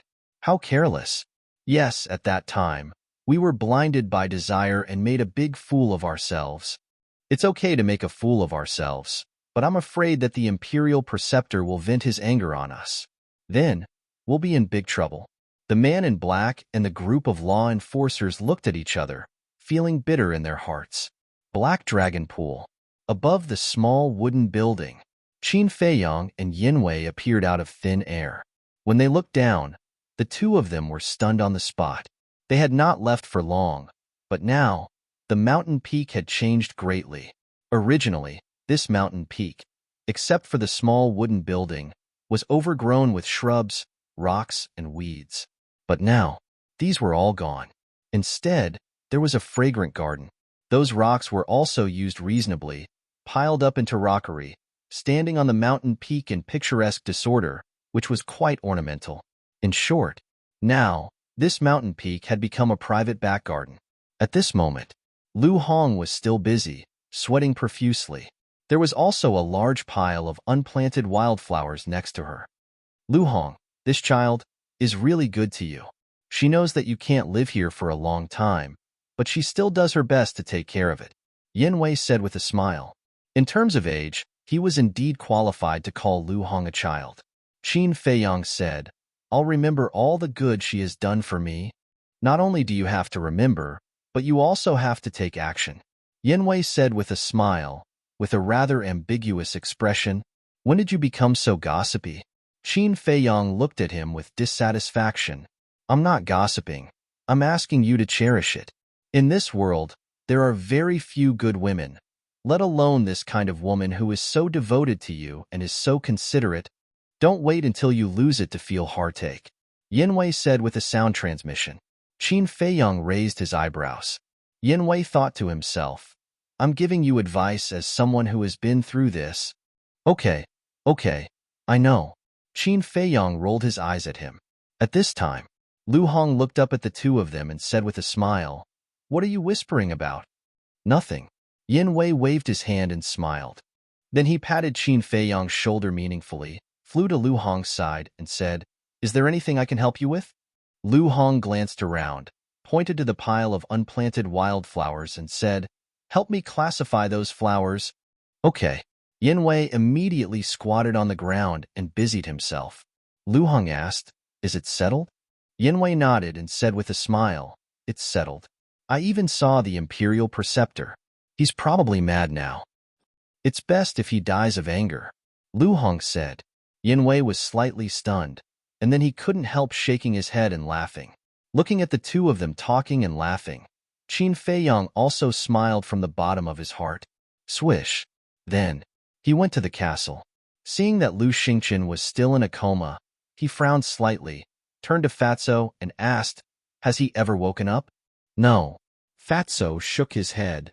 How serious a blow did he suffer at Elder Qin's place that he could be in a coma for so long? Qin Feiyang was puzzled. "Do you really think that he can make me unconscious?" But before his voice died away, a familiar voice sounded. Then, Lu Xingqian opened his eyes, got up, and looked at Qin Feiyang playfully. Mu Qing immediately ran to Lu Xingqian's side. "What do you mean?" Qin Feiyang raised his eyebrows. Mu Qing sneered and said, "Isn't it obvious? His Highness is pretending." "Pretending?" Qin Feiyang was stunned. "That's right. Why don't you think about who is standing in front of you now?" Mu Qing said, her eyes full of sarcasm. Lu Xingqian raised his eyebrows and said, "I told you not to talk to Brother Qin with such an attitude." Hearing this, Mu Qing looked a little unhappy, but she didn't dare to disobey and kept silent. Qin Feiyang glanced at Mu Qing, looked at Lu Xingqian, frowned, and asked, "What's going on?" Viper and the others also woke up from their cultivation and looked at Lu Xingqian in surprise. Lu Xingqian smiled faintly, pointed to his head and said, "Now the soul in this sea of consciousness, which is Lu Xingqian's soul, has merged with my divine sense. With the strength of my divine sense, how could a mere Elder Qin knock me out?" Divine sense? Qin Feiyang's body shook violently. He actually neglected such an important point. Mu Tianyang could seize Ren Duxing's body and use his divine sense to fight with the Imperial Preceptor and revive the divine artifact. Lu Xingqian could also do it. In other words, Lu Xingqian was now fully capable of killing him. Chapter 1195. Fatso and the others couldn't help but become vigilant. This was because Lu Xingqian's divine sense could kill all of them as easily as blowing off dust. "Don't be nervous. If I really wanted to kill you, I would have done it long ago. I wouldn't have waited until now." Lu Xingqian smiled faintly. Qin Feiyang motioned for Fatso and the others to continue cultivating.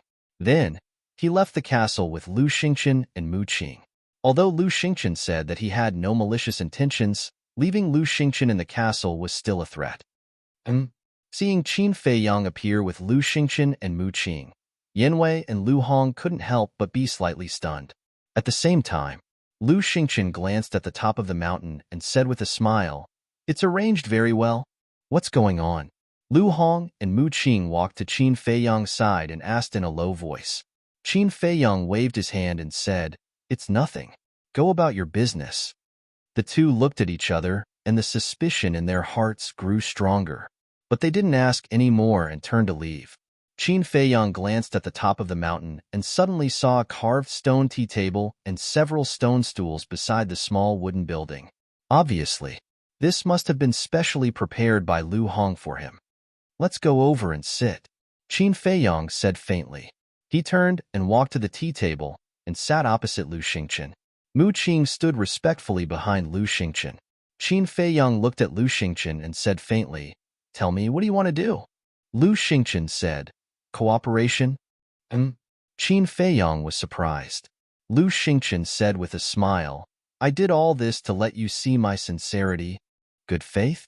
Qin Feiyang raised his eyebrows. "Not bad. That day here, you saw through my identity. I deliberately allowed myself to be captured, because I knew that you would come to save me sooner or later. I was the one who told you Ren Duxing's whereabouts on purpose. It's just that I didn't expect you to be so powerful that you actually managed to kill Dongqing and the 4 Saint Beasts." Lu Xingqian said. Qin Feiyang asked, "Then do you hate me very much now?" "Hate?" Lu Xingqian shook his head and smiled.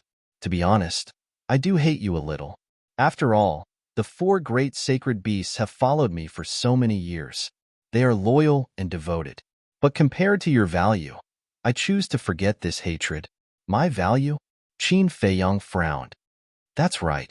I can't foresee that in the future, your achievements will not be inferior to Qin Batian. Therefore, if we cooperate, we will definitely achieve great things. Lu Xingqian said with a smile. Qin Feiyang was puzzled. There are so many people in the great Qin Empire. Why do you have to cooperate with me? It's very simple. You have obtained Qin Batian's legacy. Of course, the biggest reason is that I admire you.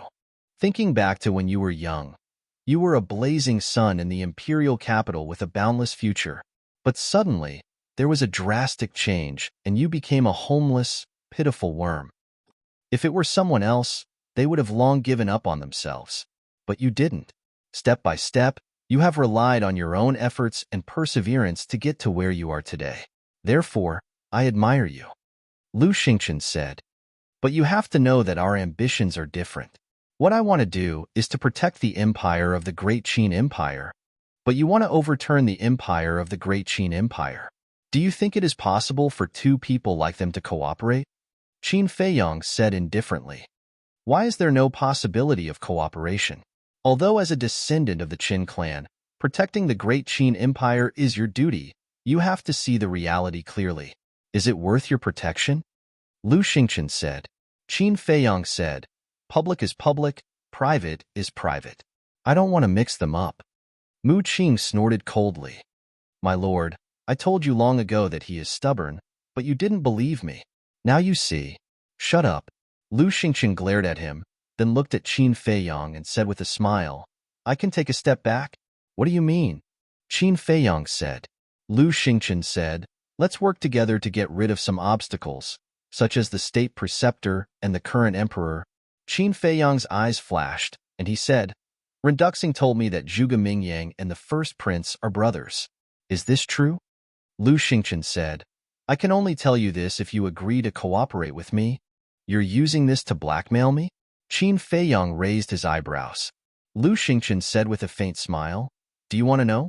Qin Feiyang's eyes flashed, then he nodded and said, Okay, we'll cooperate.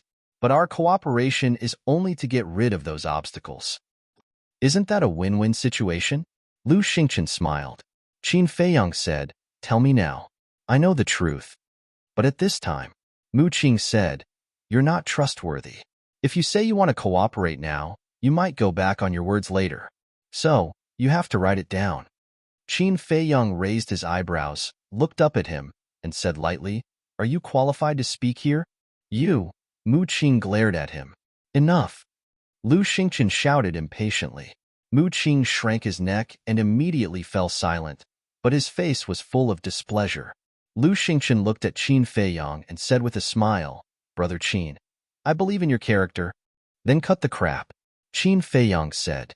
Lu Xingqian said, The first prince and Zhuge Mingyang are indeed brothers. Qin Feiyang suddenly stood up. Although he was mentally prepared, he still couldn't help but be surprised. Don't get excited. Sit down and listen to me. Lu Xingqian smiled. Qin Feiyang returned to the stone bench and tried to control his emotions. He silently looked at Lu Xingqian. Why would Zhuge Mingyang assist the first prince? This question not only puzzles you, but also me. So, after you went to the Forgotten Continent, I investigated for a long time. During that time, I used a spatial divine item to follow and monitor him every day. It can be said that everything about him was under my control. Then, one day, I followed Zhuge Mingyang into the Zhuge family and heard him mention the first prince to his father. Only then did I know that there was such a big secret hidden. Lu Xingqian said. Qin Feiyang's mind buzzed. He didn't expect it to be true. He didn't suspect Lu Xingqian, because he understood the current Lu Xingqian. There was no need to lie to him, and he disdained to lie to him. With great difficulty, Qin Feiyang calmed down and said in a deep voice, So, Zhuge Mingyang is also the son of the current emperor? Wrong. Lu Xingqian waved his hand. What? Qin Feiyang stood up again, his face full of shock. Lu Xingqian's answer, although it seemed ordinary, hid a great mystery. Because, if Zhuge Mingyang wasn't the emperor's son, then the first prince wasn't the emperor's son. In other words, this first prince was the son of Zhuge Wuhou. Lu Xingchen said, "That's right, as you thought. The first prince is the son of Zhuge Wuhou." Boom. Hearing this, Qin Feiyang was like a bolt from the blue. His body and mind trembled, and he said in a deep voice, "If that's the case, then the current empress has an adulterous relationship with Zhuge Wuhou." Lu Xingchen laughed. "Isn't this obvious?" Not far away, Yanwei and Lu Hong were also dumbfounded. There was actually such a thing? Mu Qing was also shocked. Obviously, she only knew about it now. This is retribution. Haha, Qin Feiyang suddenly laughed. After learning about this matter, not only did he not have the slightest bit of sympathy for the emperor, but he was also very happy. Lu Xingchen frowned. "After such a thing happened, shouldn't you feel sorry for your father?" "Feel sorry for him? Then who will feel sorry for me? He brought this upon himself. Serves him right." Qin Feiyang sneered. Lu Xingchen sighed secretly. Indeed, Qin Feiyang could not be blamed for being heartless, but the emperor was too ruthless to him back then. Qin Feiyang returned to the stone bench and said, "Then is this little prince also the son of Zhuge Wuhou? I'm still investigating this matter, but I estimate." Lu Xingchen said this and did not continue, because Qin Feiyang already understood. If nothing unexpected happened, this little prince was definitely the son of Zhuge Wuhou and the empress. Phew. Qin Feiyang let out a long breath and asked, "Then does all of this have anything to do with the imperial preceptor?" "It's also under investigation. But what is certain is that this imperial preceptor does have ulterior motives," Lu Xingchen said. Qin Feiyang said, "Then the first step of our cooperation is to eliminate him." "It's not that simple. He has a divine artifact in his hands, unless I condense a complete divine soul. And after the battle with Renduxing, he will definitely not leave the imperial capital easily in the future. And if we make a move in the imperial capital, the situation will be very unfavorable for us," Lu Xingchen said. Qin Feiyang nodded. Lu Xingchen's concerns were not without reason. Suddenly, Qin Feiyang seemed to have thought of something and asked suspiciously, "What's going on with your divine sense? Why do you have to seize two bodies at the same time? And now you and Renduxing, are you Mu Tianyong or you?" "I will tell you about this in the future. As for me and Renduxing, you can think of it this way. I am still Lu Xingchen, and Renduxing is still Renduxing," Lu Xingchen said. Qin Feiyang raised his eyebrows. "What's the difference between this and not answering?" he asked. "Then what are you going to do next?" Lu Xingchen said with a smile. "Of course, I will go back to the Divine Hall and continue to investigate the little prince and the state preceptor." "You dare to go back to the Divine Hall? Aren't you afraid that old Qin will harm you?" Qin Feiyang sneered. Lu Xingchen said, "That's why I still need you to negotiate with him." Qin Feiyang looked at him deeply and said, "When I have time, I will talk to him." Lu Xingchen said, "One more thing. I will take Mu Qing away later." Qin Feiyang raised his eyebrows and said, "I don't think I said I would let him go." Lu Xingchen laughed and said to Mu Qing without looking back, "Why don't you apologize to Brother Qin?" "You want me to apologize to him?" Mu Qing looked at Lu Xingchen in disbelief. Lu Xingchen said, "Don't make me say it a second time." Mu Qing's hands were tightly clenched together. He only had hatred for Qin Feiyang in his heart, so asking him to apologize was more painful than killing him. Seeing that Mu Qing did not move, Lu Xingchen said indifferently, "I can abandon the four sacred beasts, Dongqing, Zhangjin. I can also abandon you." Mu Qing's body trembled. He gritted his teeth and bowed to Qin Feiyang. "I'm sorry, not sincere."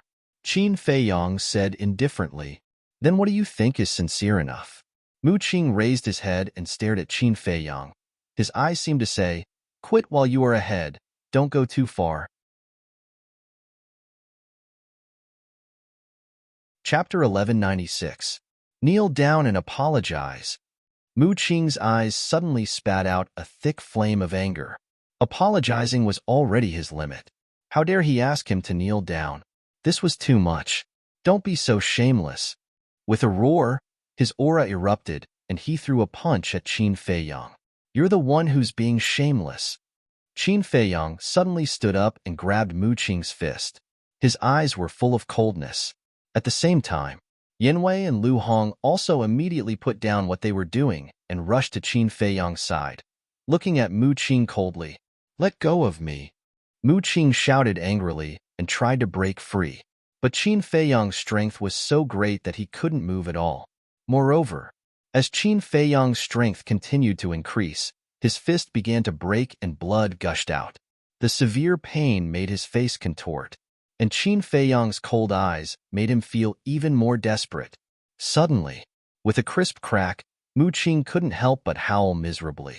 His fist was crushed into pieces, but Qin Feiyang still didn't let go. "I beg you, can you let go of me?" Mu Qing was scared and begged bitterly.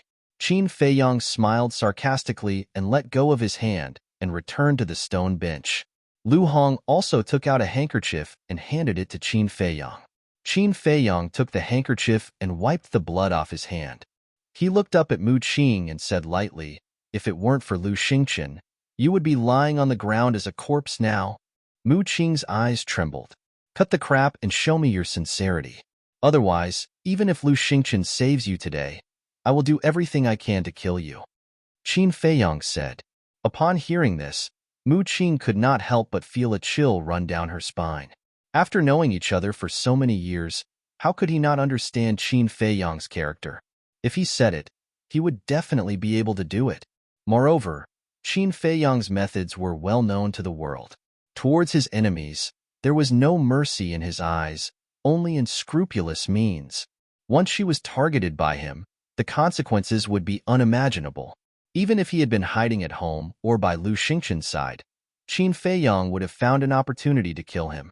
Fear drowned him. He couldn't help but kneel on the ground, lowered his head and said, "I'm sorry." Qin Feiyang smiled disdainfully.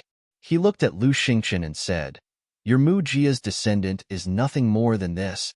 Lu Xingqian frowned. He glanced at Mu Qing and then looked at Qin Feiyang. He smiled faintly and said, "Compared to you, he is indeed much worse. I don't like to hear flattery. I only hope that when I'm in danger in the future, you won't hide behind my back and stab me in the back," Qin Feiyang said. Lu Xingqian smiled and said, "I really can't guarantee this, but during the period of our cooperation, I will definitely not do that." "I hope so. Take him away," Qin Feiyang said. He could not really trust Lu Xingqian without reservation. Because he still remembered Uncle Yuan's words, there was no knowing what was in a person's heart. "Goodbye." Lu Xingqian stood up, cupped his hands, smiled, and opened the portal. Mu Qing quivered and came back to her senses. She hurriedly transmitted her voice, "My lord, there's still the gate of time and space. Do you think he will return the gate of time and space to you?" Lu Xingqian glanced at Mu Qing and entered the portal without looking back. Mu Qing glanced at Qin Feiyang and hurriedly followed. When the portal dissipated, Yin Wei sighed and said, "This person is really unfathomable." Yes, he can still keep calm after humiliating Mu Qing like this. Just this temperament alone is enough to scare people. Lu Hong nodded. "I deliberately humiliated Mu Qing. I just wanted to see Lu Xingqian's attitude. But the result disappointed me greatly. I can't figure out what he is thinking at all." Qin Feiyang rubbed his forehead. The current Lu Xingqian was far from the Lu Xingqian of the past. This was a strong opponent. He had to treat him seriously. He took out the image crystal. Buzz. Soon, Old Man Qin's figure appeared. Qin Feiyang said, "There's something I want to tell you." Old Man Qin's expression was solemn as he said, "It just so happens that this old man has something to tell you as well." Qin Feiyang was slightly taken aback and said, "You go first?" Elder Qin said, "You go first." Qin Feiyang said, "Lu Xingqian has returned to the temple. Don't trouble him." "You let him go?" Elder Qin raised his eyebrows. "Yes." Qin Feiyang nodded. "Why?" Elder Qin was puzzled. Qin Feiyang said, "I still need him to help me investigate some things. And currently, he and I are in a cooperative relationship." Elder Qin was furious and shouted, "Didn't you promise me that you won't betray the great Qin Empire?" Qin Feiyang said, "Don't overreact, okay? I'm just cooperating with him for a short time. We're both taking what we need. Really?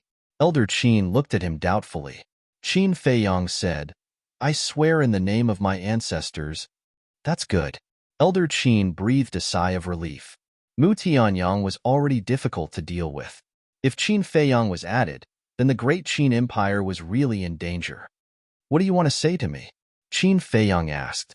Elder Qin said, before we parted in the pagoda, didn't I tell you not to mess around in the imperial capital? Qin Feiyang nodded. Then why did you run to the first district and alarm the imperial preceptor? Elder Qin said angrily. So it's because of this.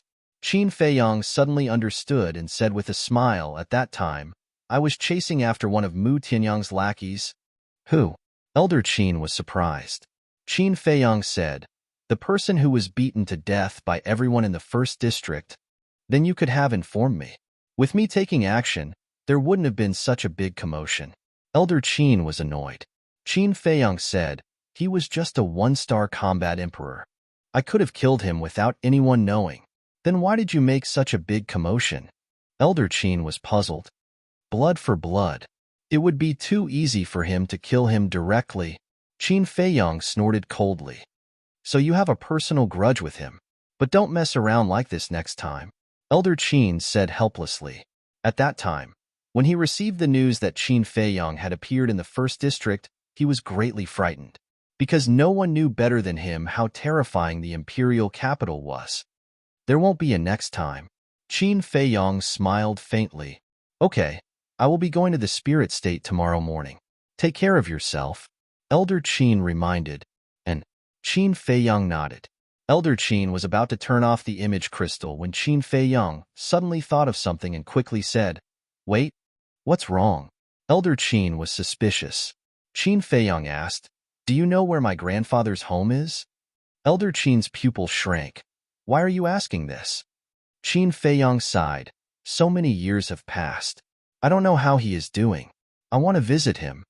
Although he had seen his grandfather when he was young, he had no impression of him now. Elder Qin shook his head. Actually, I don't know where your grandfather's home is. And? Qin Feiyang was stunned. Was there a mistake? In any case, old Qin had stayed in the imperial palace for so many years. How could he not even know where the Liu clan was? The Liu family was his grandfather's family. Old man Qin said, This old man really didn't lie to you about this matter. The Liu family is a hidden family and has always been very low-key. The disciples of the family have never walked outside. Other than your parents, I don't think anyone knows where they are. Is it that mysterious? Qin Feiyang frowned. Is there anything else? Elder Qin asked. Qin Feiyang shook his head.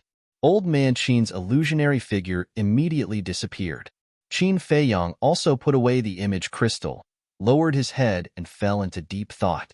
All these years, he had been ignoring the Liu family. Who would have thought that after asking around, they were so mysterious? Lu Hong said, Why don't we go ask Auntie? Forget it. If Mother was willing to tell me, she would have told me. Qin Feiyang shook his head. Lu Hong asked, Then what's your next plan? Qin Feiyang pondered for a while. Wait for the miracle of the forgotten continent to open. But before that, there is one thing to do. What is it? Lu Hong was suspicious.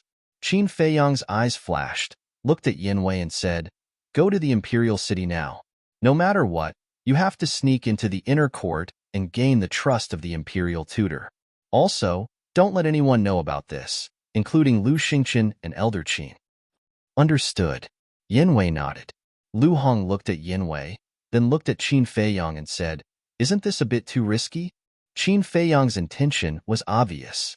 He wanted Yanwei to hide beside the imperial tutor so that he could know the whereabouts of the imperial tutor. But the imperial tutor was not a fool.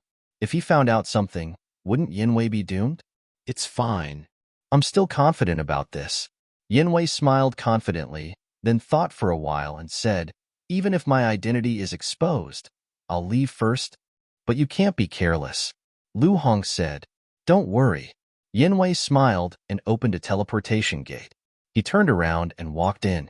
Lu Hong looked at Yanwei's back, then looked at Qin Feiyang and said, I still don't think it's right. The imperial tutor is not Fu Anshan. With old Yan's scheming and methods, How can he beat him? I can only say that you underestimate old Yin. Qin Feiyang shook his head and smiled. If he did not have confidence in old Yin, would he let Yinwei go? Definitely not. Lu Hong pursed her lips and turned around to continue busying herself. Qin Feiyang turned and walked to the edge of the cliff. He lowered his head and pondered for a while, then sat cross-legged on the ground and closed his eyes to cultivate. At the same time, in an extremely distant place in the Grand Qin Empire, there was a vast mountain range with overlapping peaks that rose and fell continuously. In the mountains, the vegetation was lush and ferocious beasts were everywhere. At the foot of one of the giant peaks, there was a village. The village covered an area of about half a mile, and there were thousands of families gathered. Those houses were all built with very ordinary wood. Around the village, there were large tracts of rice fields, vegetable gardens, pastures, and so on. The atmosphere in the village was also very harmonious. The old people gathered together in twos and threes, basking in the sun, drinking tea and chatting. The children were playing around in the mud, their laughter lingering in the air. The young and strong people were busy in the rice fields and pastures. Everyone's face was filled with a simple smile. In short, Chapter 1197. Near the village, in front of a river, an old man dressed in sackcloth sat by the river, fishing quietly. His body was bent, and he had no aura. He was like an ordinary old man, without any sense of danger. Beside the old man sat a dark-skinned young man. The young man had a dignified appearance, about 1.8 meters tall. His upper body was exposed, and he only wore a pair of large pants made of animal skin. He was also fishing with a fishing rod, but his face was full of impatience. Seeing the motionless float on the river, the young man couldn't help but say angrily, "Second Grandpa, I can accompany you fishing, but can't we find a place with fish? Look, it's been a few hours, but the float hasn't moved at all. How can we fish?" The sackcloth old man smiled. "Young man, don't be impatient. Fishing is about." Before the old man could finish, the young man waved his hand impatiently and said, all right. Don't talk to me about your great principles. I don't understand. Just tell me directly. How long do you want me to sit with you?" The old man said, "I'm cultivating your patience, understand?" The young man pouted. "My patience is about to reach its limit." The old man smiled helplessly and asked, "Then do you know why I kept you in the village all these years and didn't let you go out to explore?" "Why?" The young man didn't understand. "It's because you can't stay calm. People who can't stay calm often get into big trouble," the old man said. "Stop bullshitting. It's clearly because you're too bored and kept me in the village to accompany you." Second Grandpa, such a promising young man with a bright future was delayed by you. Don't you feel guilty?" the young man said unhappily. The old man's face couldn't help but darken. "Don't be unhappy. Last time, you said yourself that you wanted me to take that artifact to the Forgotten Continent to find Qin Feiyang and help him take care of him. But how long has it been? I'm still here fishing with you. Don't I feel bad?"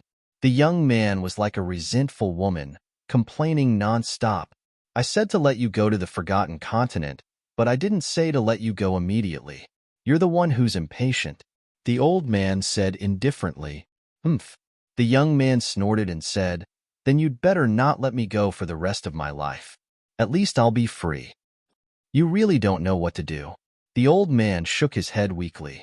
Whoosh! At this moment, accompanied by the sound of something breaking through the air, a burly man cut through the sky and flew towards the village. This person was also topless. His muscles were well developed, and his skin was very dark, as if it was smeared with charcoal. Whoosh! Soon, the big man landed beside the old man and the young man. The young man immediately said in dissatisfaction, "Uncle Black, you're not being nice. Why didn't you call me along when you went to have fun?" The burly man's face was dark to begin with. Upon hearing the young man's words, his face darkened even more. "Can't you stop talking?"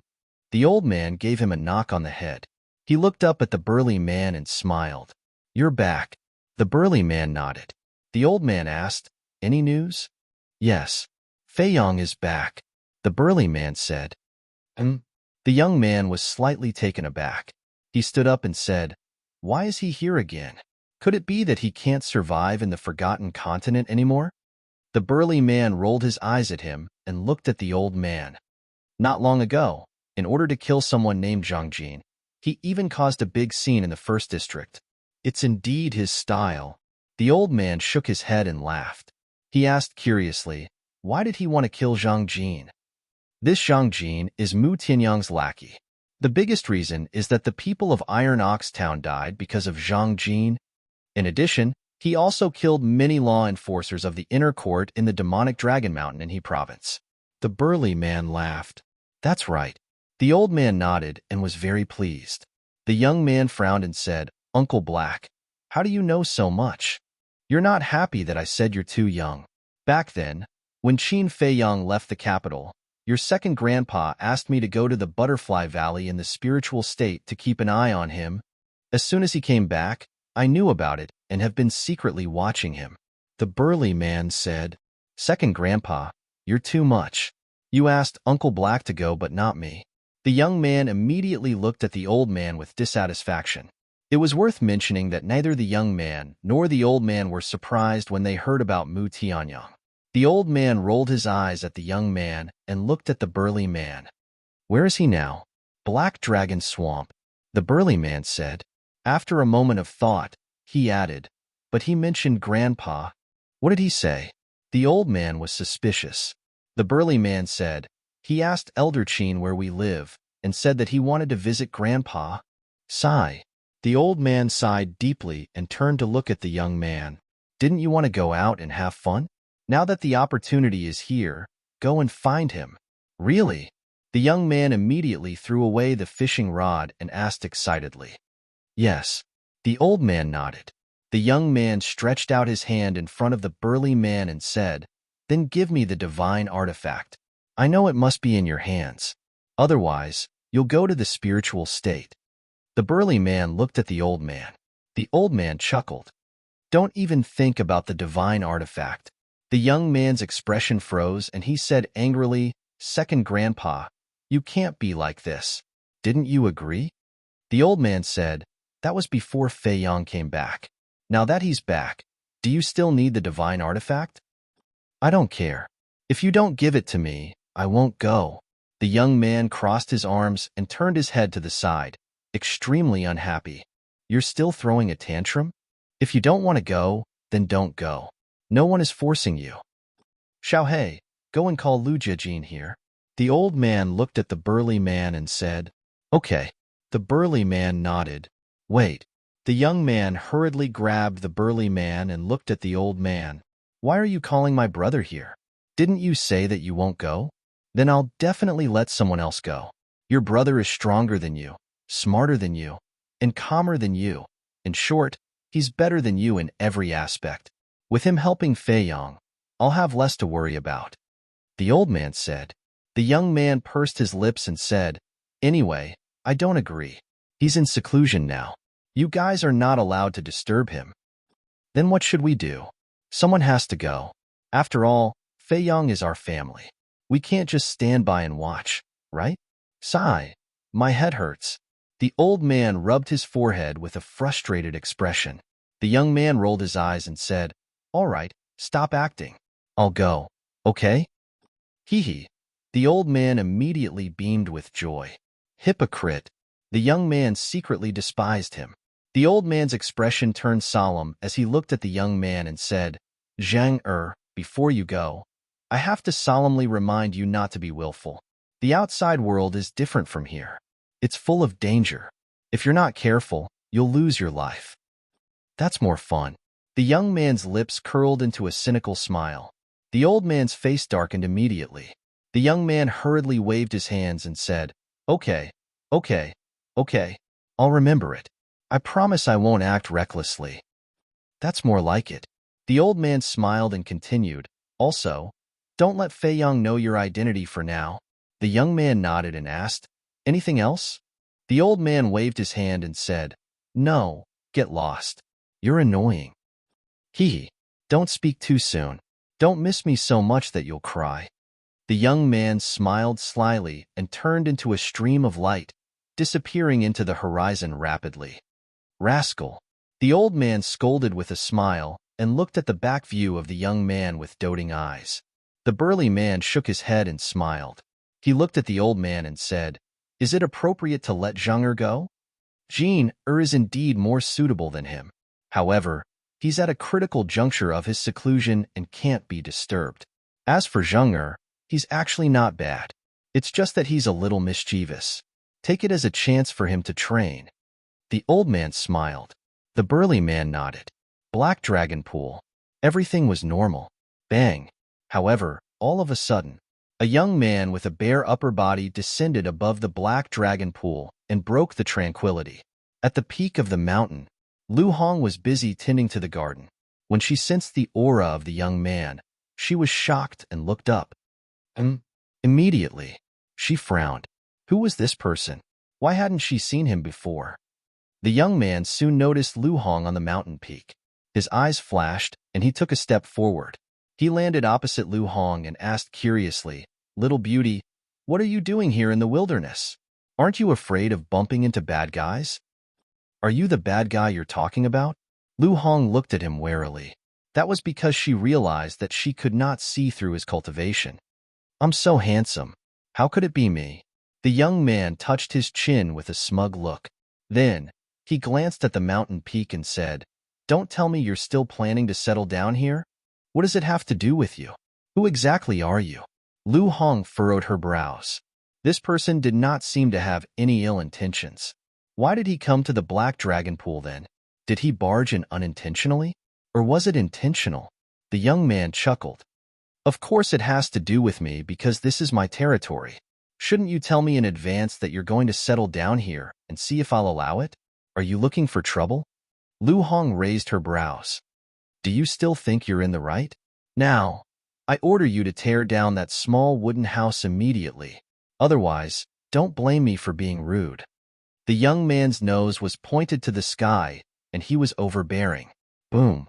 However, before he could finish his words, a terrifying saint's aura emerged and rushed toward the young man with overwhelming force.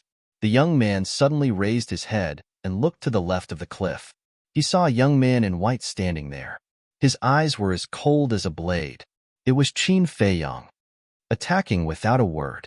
What a bad temper. The young man grumbled. Boom.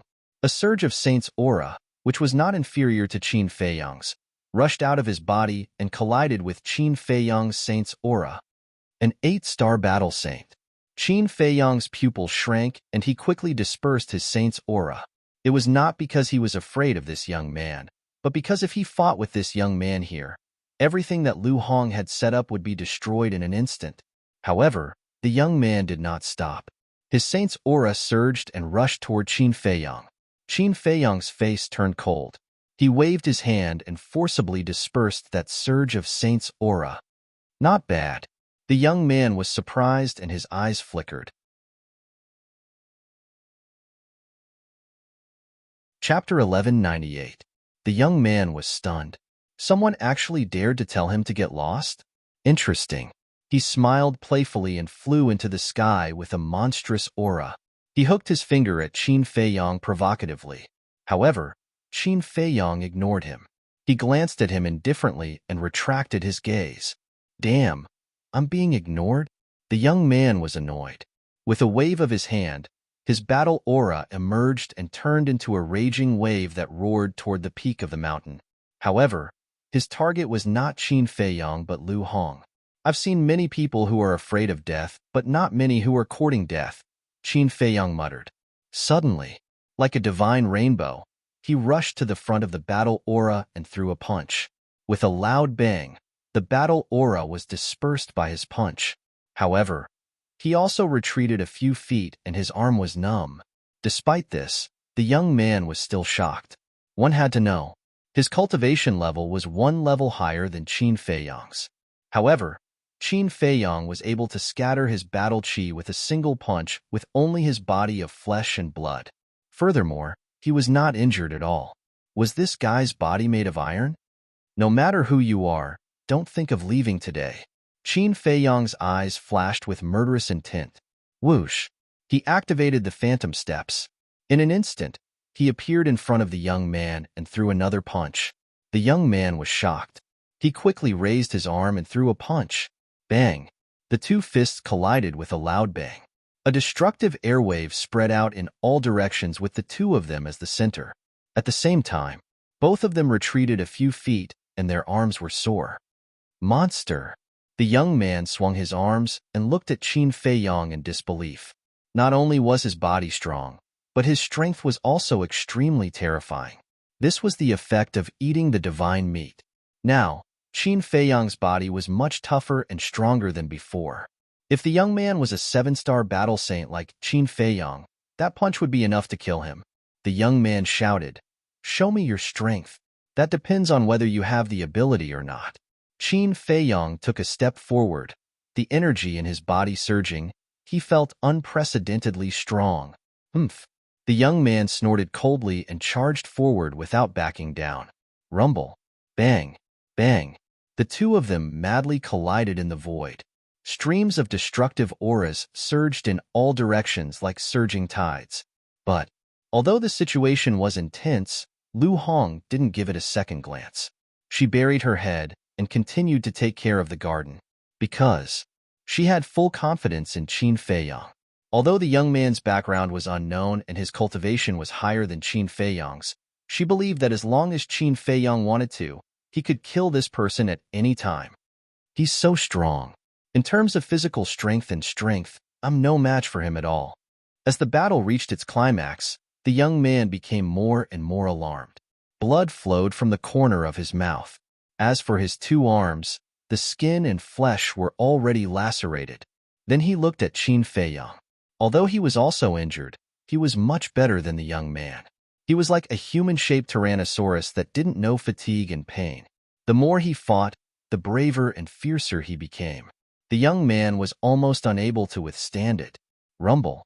Suddenly, taking advantage of the young man's confusion, Qin Feiyang seized the opportunity and slapped the young man's chest. Puff! The young man's blood splattered 3 feet. Like a meteorite, he smashed into a giant mountain in the distance. Rumble! That giant mountain collapsed on the spot, dust and smoke rising in all directions. Haha, Qin Feiyang, I've underestimated you in the past. If you think you can defeat me like this, you're gravely mistaken. Accompanied by wild laughter, the young man rushed out of the dust and smoke. His aura was like a rainbow. Above his head, there was a black moon floating in the air. The black moon was only the size of a palm, but it exuded a shocking aura. Come and try this move of mine. The young man grinned. The black moon trembled violently and suddenly swept toward Qin Feiyang with monstrous power. A perfect battle technique? Qin Feiyang muttered. Clang! 40 sword shadows appeared out of thin air. Are you kidding me? So many of them at once? Shouldn't you follow the routine and do it bit by bit? The young man, who was still proud of himself a moment ago, was so scared that his face turned pale. Who has the mood to play tricks with you? Qin Feiyang waved his hand and the 40 sword shadows roared out in unison. Accompanied by a loud bang, the black moon instantly shattered. More than half of the sword shadows also collapsed, leaving only 6 sword shadows. However, these 6 sword shadows were enough to make the young man despair. This was because every sword shadow was equivalent to a perfect battle art. You can't play like this. The young man took to his heels and ran away in terror. However, the aura of the 6 sword shadows firmly locked onto him. No matter where he ran, the sword shadows would follow. Qin Feiyang's eyes surged with murderous intent.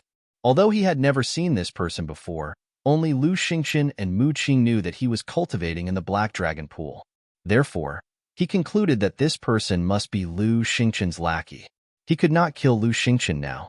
However, he would never show mercy to Lu Xingqian's lackeys, especially to this kind of arrogant person who came to cause trouble on his own accord. Haha, however, the young man suddenly laughed. Qin Feiyang frowned. How could he still laugh? The young man said without turning his head, a friendly reminder. Be careful of your surroundings. My surroundings? Qin Feiyang was taken aback. He quickly scanned the surroundings. Immediately, his pupils suddenly shrank, for black moons suddenly appeared in the void around him without any warning, as if they had appeared out of thin air. Moreover, these black moons were exactly the same in size and aura as the black moon that was shattered by the sword shadows. Boom! As soon as the 4 black moons appeared, they blasted Qin Feiyang's body. The terrifying lethality caused him fatal injuries in an instant. Not only was his body badly mutilated, but one of his arms was also shattered. Dragon blood poured down like a waterfall, soaking the sky. How is this possible? Hearing the commotion, Lu Hong looked up suspiciously and her face was full of disbelief. Qin Feiyang was injured? Clang. At the same time, the young man waved his hand and several more black moons appeared, crushing the 6 sword shadows. Then, he crossed his arms and looked at Qin Feiyang proudly. How did you do it? Qin Feiyang took a healing pill and looked at the young man gloomily. My battle technique is called Phantom Moon. The black moon you saw at the beginning was just an illusion. The real black moon is hidden in the void. Moreover, Phantom Moon is similar to your Guiyuan sword technique. The number of black moons summoned will increase according to the cultivation level. Now, I can summon 40 black moons. After the young man finished speaking, his body shook. Boom! At that moment, black moons the size of a palm constantly swept out from behind the young man and floated above his head. Every black moon exuded an astonishing ferocious aura. Qin Feiyang glanced at the black moons and his face turned solemn. He did not expect this person to have mastered such a terrifying battle technique. Watch carefully. The real phantom moon will begin now. The young man grinned and waved his hand. The black moons floating above his head disappeared from Qin Feiyang's sight in an instant. Even their auras disappeared. I don't believe that they will really disappear. Qin Feiyang opened his eyes wide and scanned the void, not letting go of any place. However, he could not see anything in the void. They really disappeared. Boom! Immediately after, a strong sense of crisis swept over him. Behind him, 2 black moons appeared out of thin air and blasted his back like lightning. Puff! He spat out a mouthful of blood and staggered forward. Before he could react, 2 more black moons appeared in front of him and blasted his chest. Next, left, right, below, above. Black moons continued to appear and blasted his body. They were like ghosts hiding in the void. It was impossible to capture their traces, and it was impossible to guard against them. The intense pain made Qin Feiyang's face contort. He felt that his body was about to be torn apart. However, he was helpless. How is it? Is my illusionary moon worthy of your attention? The young man was even more proud. Qin Feiyang could not even take care of himself. How would he have the mood to care about him? Suddenly, an idea flashed in his mind. Boom! A monstrous battle intent roared out from his body. His eyes and long hair suddenly turned blood red. Battle formula. Once the battle formula was activated, the intense pain immediately disappeared, because the battle formula could make him forget pain. Moreover, it could make him have an extremely strong defense. It could also reduce half of the lethality, which was equivalent to ignoring these injuries. In short, once the battle formula was activated, he would be immortal among those of the same level, unless the other party also mastered the divine art. Although the young man's cultivation was higher than him by a small level, don't forget that his body had also fused with the fire of life. Therefore, these black moons could no longer cause any actual damage to him. Next, Qin Feiyang allowed those black moons to continuously bombard his body. He raised his head to look at the young man and said indifferently, "It's only amazing." The young man looked at Qin Feiyang in shock. That gaze was as if he was looking at a monster. Now it's my turn. Qin Feiyang formed a seal with both hands. A mighty dragon aura immediately surged out. What are you doing? Don't tell me you're going to use the divine dragon technique? Let me tell you, that's shameless. The young man's eyes widened and hurriedly exclaimed. But Qin Feiyang turned a deaf ear to him. The purple gold dragon aura rolled out. A divine seal the size of a palm suddenly appeared between his hands, and a terrifying divine power instantly swept through the sky. Divine Dragon Seal. It's really the Divine Dragon formula. The young man panicked and hurriedly waved his hand. This is a misunderstanding. Listen to my explanation. Go to hell and explain to the King of Hell. Qin Feiyong smiled coldly and suddenly waved his hands. The Divine Dragon Seal broke through the air and instantly expanded to hundreds of feet. It was like a towering mountain, crashing toward the young man. This is going to be big. The young man was secretly annoyed. If he had known that this guy's temper was so bad, he would not have provoked him even if he was beaten to death. There's no other way. I can only use my true ability. Seeing that Qin Feiyong had no intention of stopping, the young man gritted his teeth, placed his hands in front of his chest, and quickly formed a seal. Waves of flaming battle chi surged wildly. Boom! The next moment, between his hands, a palm-sized square seal was condensed. As soon as the square seal appeared, a shocking divine might surged out in all directions like a tide. Divine might. It's actually a divine art. Chapter 11:99. The square seal that the young man condensed was extremely similar to the Divine Dragon Seal. The only difference was that the Divine Dragon Seal was purplish-gold in color with a purplish-gold divine dragon at the bottom. The square seal was scarlet in color and was shrouded in flames with a fire phoenix at the bottom. First stance of the Fire Phoenix art, Fire Phoenix Seal. The young man hollered. The square seal expanded with the wind as well and instantly grew to a few thousand feet, charging towards the Divine Dragon Seal with rumbling divine might. Boom! The two divine seals collided. An apocalyptic aura swept through the skies. The wind howled and the voids distorted. At the same time, snap! Accompanied by a deafening sound, the Fire Phoenix Seal shattered. The young man's body shuddered and blood gushed out of his mouth. Although the Divine Dragon Seal showed signs of shattering as well, its divine might was still present, and it continued to charge towards the young man. It was clear that, although the Fire Phoenix Seal was also a divine technique, it was still inferior to the Divine Dragon Seal. Indeed, the Fire Phoenix art can't compare to the Divine Dragon art. However, I can't admit defeat just like that. Second stance, Phoenix Cry. The young man's gaze darkened and with a roar, his battle chi rumbled. Screech! In an instant, a fire phoenix streaked through the skies. The fire phoenix spread its wings and roared into the skies, sending an invisible sound wave towards the Divine Dragon Seal. This, Qin Feiyong was stunned. The second stance of the young man, Phoenix Cry, was identical to the second stance of the Divine Dragon art as well. How could there be such similar divine techniques in this world? Was it a coincidence? Snap! Against the impact of the sound wave, the Divine Dragon Seal finally shattered, turning into a rain of light that scattered through the skies. Hee. Qin Feiyong, how about we make a bet? If you win, I'll be your follower. If I win, you'll be my follower.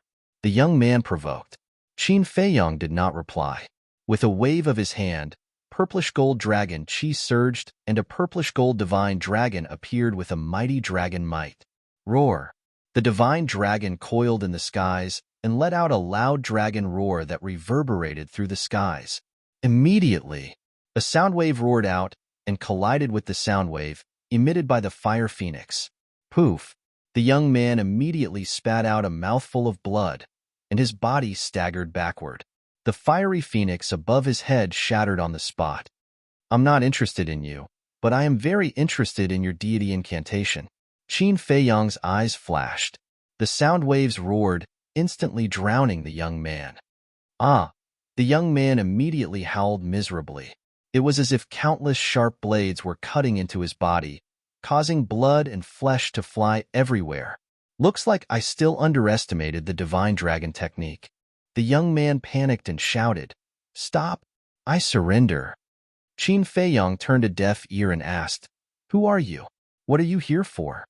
The young man said, "I'm here to become sworn brothers with you." Become sworn brothers? Qin Feiyong raised his eyebrows and snorted coldly, "Even now, you still dare to fool me. You really don't know the difference between life and death." The young man said anxiously, I'm not messing with you. I'm really here to become sworn brothers with you. Put away these sound waves and listen to my explanation. Qin Feiyong was indifferent. If you don't stop, I'm going to die. If I die, it will only be your loss. The young man was burning with anxiety and annoyance at the same time. Why did he come here to play with fire? Qin Feiyong stared at the young man and suddenly waved his hand. The sound waves that trapped the young man instantly dissipated into nothingness. The young man hurriedly took out a healing pill and swallowed it. Qin Feiyong's eyes flashed. The healing pill that the young man took out actually had 6 pill veins. Swish! He took a step in front of the young man and stretched out his hand. Seeing this, the young man's expression changed. Like a frightened rabbit, he retreated dozens of feet away and waved his hand. It's really a misunderstanding. I came with good intentions. I really didn't see your good intentions. Qin Feiyong's gaze was aggressive. The young man sighed helplessly and said, Let me put it this way. I'm here to cooperate with you. You really are one of Lu Xingqian's people. Qin Feiyong's eyes flashed with a cold light. One of Lu Xingqian's people? The young man was stunned and puzzled. What do I have to do with him? Let me tell you, I don't like him at all. Qin Feiyong was surprised. How could he be so arrogant? He said, Do you know who Lu Xingqian is? Of course I do. Isn't he just Mu Tianyang's doppelganger? The young man said. Qin Feiyong frowned. He even knew this. What was the background of this person? Let me formally introduce myself. My name is Lu Zhang. I'm from a mysterious force. Lu Zhang said with a smile. Surnamed Lu? Qin Feiyong was surprised and asked, Which mysterious force? It's not convenient to say. In short, the force behind me is very strong. Even you can't afford to offend it. So in the future, you'd better be polite to me. Lu Zhang said proudly. Surnamed Lu? Is he from Grandpa's family? Qin Feiyong muttered. Lu Zhang walked up to Qin Feiyong and said with a smile, What do you think of my proposal? What proposal? Qin Feiyong frowned. Lu Zhang said with a smile, Become sworn brothers. I'm definitely older than you. In the future, you'll be my brother. Get lost. Qin Feiyong's face darkened. Lu Zhang said with a smile, Don't be so unreasonable. We're all young people. Let go. You can go. Qin Feiyong said and turned to land on the top of the mountain. At first, he suspected that Lu Zhang might be from Grandpa's family. But this person obviously didn't want to talk about his identity, so he couldn't be sure. Oh, don't be like this. Lu Zhang shamelessly followed and said, Look, we're both people with divine arts, and we're all monstrous talents. You won't lose out if we become sworn brothers, right? Qin Feiyong frowned and said without looking back, You can be more narcissistic. Is this narcissism? It's obviously the truth. As Lu Zhang said, he rushed in front of Qin Feiyong and said with a smile, If you really don't want to become sworn brothers, then let's be friends. Not interested. Qin Feiyong went to the edge of the cliff, sat cross-legged on the ground, and continued to cultivate with his eyes closed. This person's background was unknown, and his strength was unfathomable. His behavior was also strange. It was best to stay away from him. Seeing that Qin Feiyong was stubborn, Lu Zhang was annoyed. If it weren't for his second grandpa's repeated instructions, he wouldn't have bothered to show his warm face to the cold. Suddenly, he rolled his eyes and ran to Lu Hong's side. He smiled and said, Miss, do you need any help? No. Lu Hong answered coldly, then lowered her head and got busy. You have personality. I like it. Lu Zhang rubbed his chin and looked at Lu Hong's back, his eyes full of playfulness. Miss, do you have a boyfriend? If you don't, do you think I can do it? I'm a very honest person. Usually, I blush when I see women. So, you definitely have a sense of security when we're together. Lu Zhang pestered her shamelessly. Aren't you annoying? Lu Hong raised her eyebrows. Look. After being with Qin Feiyong for so long, even your personality has become as cold as his. This is not good. Women are born gentle and cute. That's what makes them likable. Lu Zhang chuckled. Shameless, hooligan. Lu Hong glared at him, then turned and walked to the other side. Lu Zheng hurriedly followed with a solicitous look. Seeing that Lu Zheng was harassing Lu Hong again, Qin Feiyang raised his eyebrows and shouted, "Leave immediately." "What? You even want to interfere with my pursuit of love? Moreover, Lu Hong isn't your servant girl. What right do you have to care so much?" Lu Zheng raised his head and looked at him with dissatisfaction. "What do you want to do?" Lu Hong glared at him angrily. Lu Zheng smiled and said, "Isn't it obvious? I fell in love with you at first sight, so I want to stay and pursue you until you agree." Lu Hong's pretty face couldn't help but blush, but the look in her eyes became fiercer. "Don't worry, I'm definitely not saying that I like you to get close to Qin Feiyang. I really like you. Listen, my heart is pounding." As Lu Zheng spoke, he really put his chest in front of Lu Hong. Lu Hong was about to go crazy. Qin Feiyang said, "Ignore him." Lu Hong took a deep breath, nodded to Qin Feiyang, and continued to busy herself. Lu Zheng continued to pester her. Qin Feiyang also looked at Lu Zheng silently. He wanted to see what this person wanted to do. Next, Lu Zheng didn't leave. He kept circling Lu Hong. It seemed that he really liked Lu Hong, but Lu Hong always looked at him coldly. She only felt annoyed. Time passed like this, day by day. Half a month later, boom, a powerful saintly aura suddenly erupted on the mountain peak. Lu Hong and Lu Zheng sat opposite each other at the coffee table beside the small wooden house. When they heard movement, they immediately turned to look at Qin Feiyang. They saw that Qin Feiyang's cultivation had already stepped into the 8-star Battle Saint realm.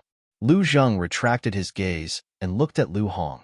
He asked, "When did he break through to the 7-star Battle Saint realm?" Lu Hong glanced at him indifferently and said, "Half a month ago." "Half a month ago? Isn't that when I came here?" "Damn, breaking through a small realm in half a month. What kind of monster is this guy?" Lu Zheng looked at Qin Feiyang in disbelief. "Don't speak ill of him," Lu Hong said angrily. "Hee, it seems that you care about him a lot, but he doesn't seem to be interested in you. You should consider me. Look at me, in terms of talent, I'm not much worse than him. In terms of handsomeness, I can completely crush him. Why aren't you moved at all?" Lu Zheng looked at her with a puzzled expression. Lu Hong rolled her eyes. After spending half a month with him, she realized that other than being a little narcissistic and arrogant, this person did not have any ill intentions. So her attitude was not as cold as before. However, she did not dare to let her guard down. After all, one could not judge a book by its cover. At the same time, Qin Feiyang opened his eyes, withdrew his saintly aura, and turned to look at Lu Zheng. "Hi." Lu Zheng waved his hand in greeting. Qin Feiyang ignored him directly. He had already gotten used to this person's shamelessness these days. He retracted his gaze and scanned the mountains below. There was a faint trace of excitement in his eyes. He had finally become an 8-star battle saint. He could take the 9-turn dragon blood pill now. As long as he took the 9-turn dragon blood pill, his cultivation would instantly break through a small realm and become a 9-star battle saint. He would only be one step away from becoming a battle emperor. Once his cultivation broke through to the battle emperor level, he would be able to do many things, such as the 6-word divine formula and the alchemy scripture. The return formula, battle formula, and kill formula each had a heaven-defying power. The 4th divine formula would definitely not be weak either. In other words, he would have another trump card in his hands at that time. Chapter 1200. Phew. Qin Feiyang let out a long breath and suppressed his excitement. He entered the ancient castle, walked to the altar, and started refining pills. He had refined the 9 reincarnation dragon blood pill many times. Thus, he was able to refine 2 pills with ease. Wolf King opened his eyes and said helplessly, "Little Qin Z, your cultivation speed is really enviable." Fatso, Viper, 2-winged snow eagle, and the others nodded in agreement. In terms of effort, they worked harder than Qin Feiyang. That was because they cultivated in seclusion in the ancient castle every day. However, the gap between them did not shrink. Instead, it grew bigger and bigger. Viper and Dan Wonkai felt it the most. Back in Qinghai, one of them was an 8-star battle saint while the other was a 9-star battle saint. At that time, Qin Feiyang's cultivation was only a 3-star battle saint. How long had it been? He had already broken through to an 8-star battle saint. After taking the 9 reincarnation dragon blood pill, it would not take long for him to catch up with them. Everyone felt a lot of pressure. Qin Feiyang glanced at them one by one and shook his head with a smile. There is motivation when there is pressure. The pangolin said, "This is not motivation, it's helplessness." Everyone nodded their heads in agreement. When they were with this guy, they had to be prepared to be attacked at any time. Qin Feiyang shook his head and laughed. He sat cross-legged on the ground and focused for a moment before taking a 9 reincarnation dragon blood pill. Fatso said, "Wait, you just left Lu Hong alone outside. Aren't you afraid that Lu Zheng will force himself on her?" "Do you think he will dare?" Qin Feiyang asked. "Who knows?" Fatso pursed his lips. Qin Feiyang said, "I'll tell you the truth. His liking of Lu Hong is just an excuse. His real goal is to get close to me." "Why would he do that?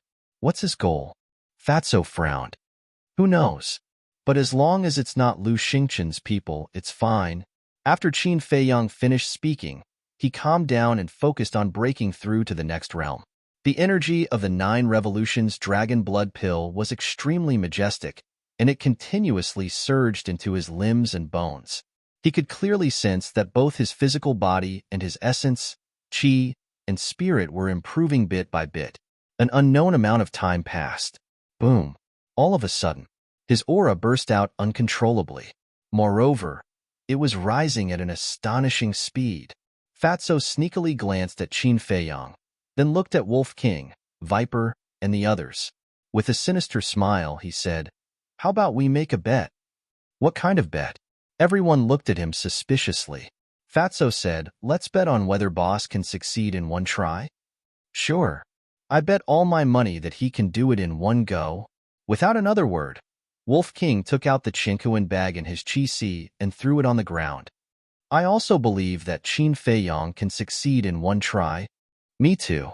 Winged Snow Eagle, Black Dragon Snake, Ghost Snake Emperor, and Flood Dragon also placed their bets. Finally, they were all betting on Qin Feiyang to succeed in one try. Only Fatso had not placed his bet yet. He hesitated. Originally, he also wanted to bet on Qin Feiyang succeeding in one try, but now that everyone had placed their bets, wouldn't it be meaningless if he also placed his bet? Finally, he gritted his teeth, took out the Chinkuan bag, pressed it on the ground and said, "Fat Lord bet that he will need to take at least 2 9 revolutions dragon blood pills to succeed." "Brat, just you wait and cry." "That's right, with Qin Feiyang's potential, how could he need 2 9 revolutions dragon blood pills?" Everyone laughed in schadenfreude. "SK, does this 9 revolutions dragon blood pill success in one try have anything to do with his potential?" Fatso coldly snorted. He didn't believe it. Everyone was paying close attention to Qin Feiyang. Qin Feiyang's aura was getting stronger and stronger, and he was about to reach the peak of the 8-star battle saint realm. The smile on Viper and the rest's faces became even wider. If nothing went wrong, he would definitely succeed in one try. This was because Viper and Dan Wonkai had both taken the 9 revolutions dragon blood pill before, so they knew how huge the energy of the 9 revolutions dragon blood pill was. Even if it had nothing to do with his potential, Qin Feiyang would definitely be able to break through. Boom. Finally, Qin Feiyang's aura had reached the peak of the 8-star battle saint realm. He was about to break through the shackles and become a 9-star battle saint, but suddenly, his aura began to weaken. What's going on? Wolf King, Viper, and the rest widened their eyes in shock. Haha, needless to say, there must be insufficient energy.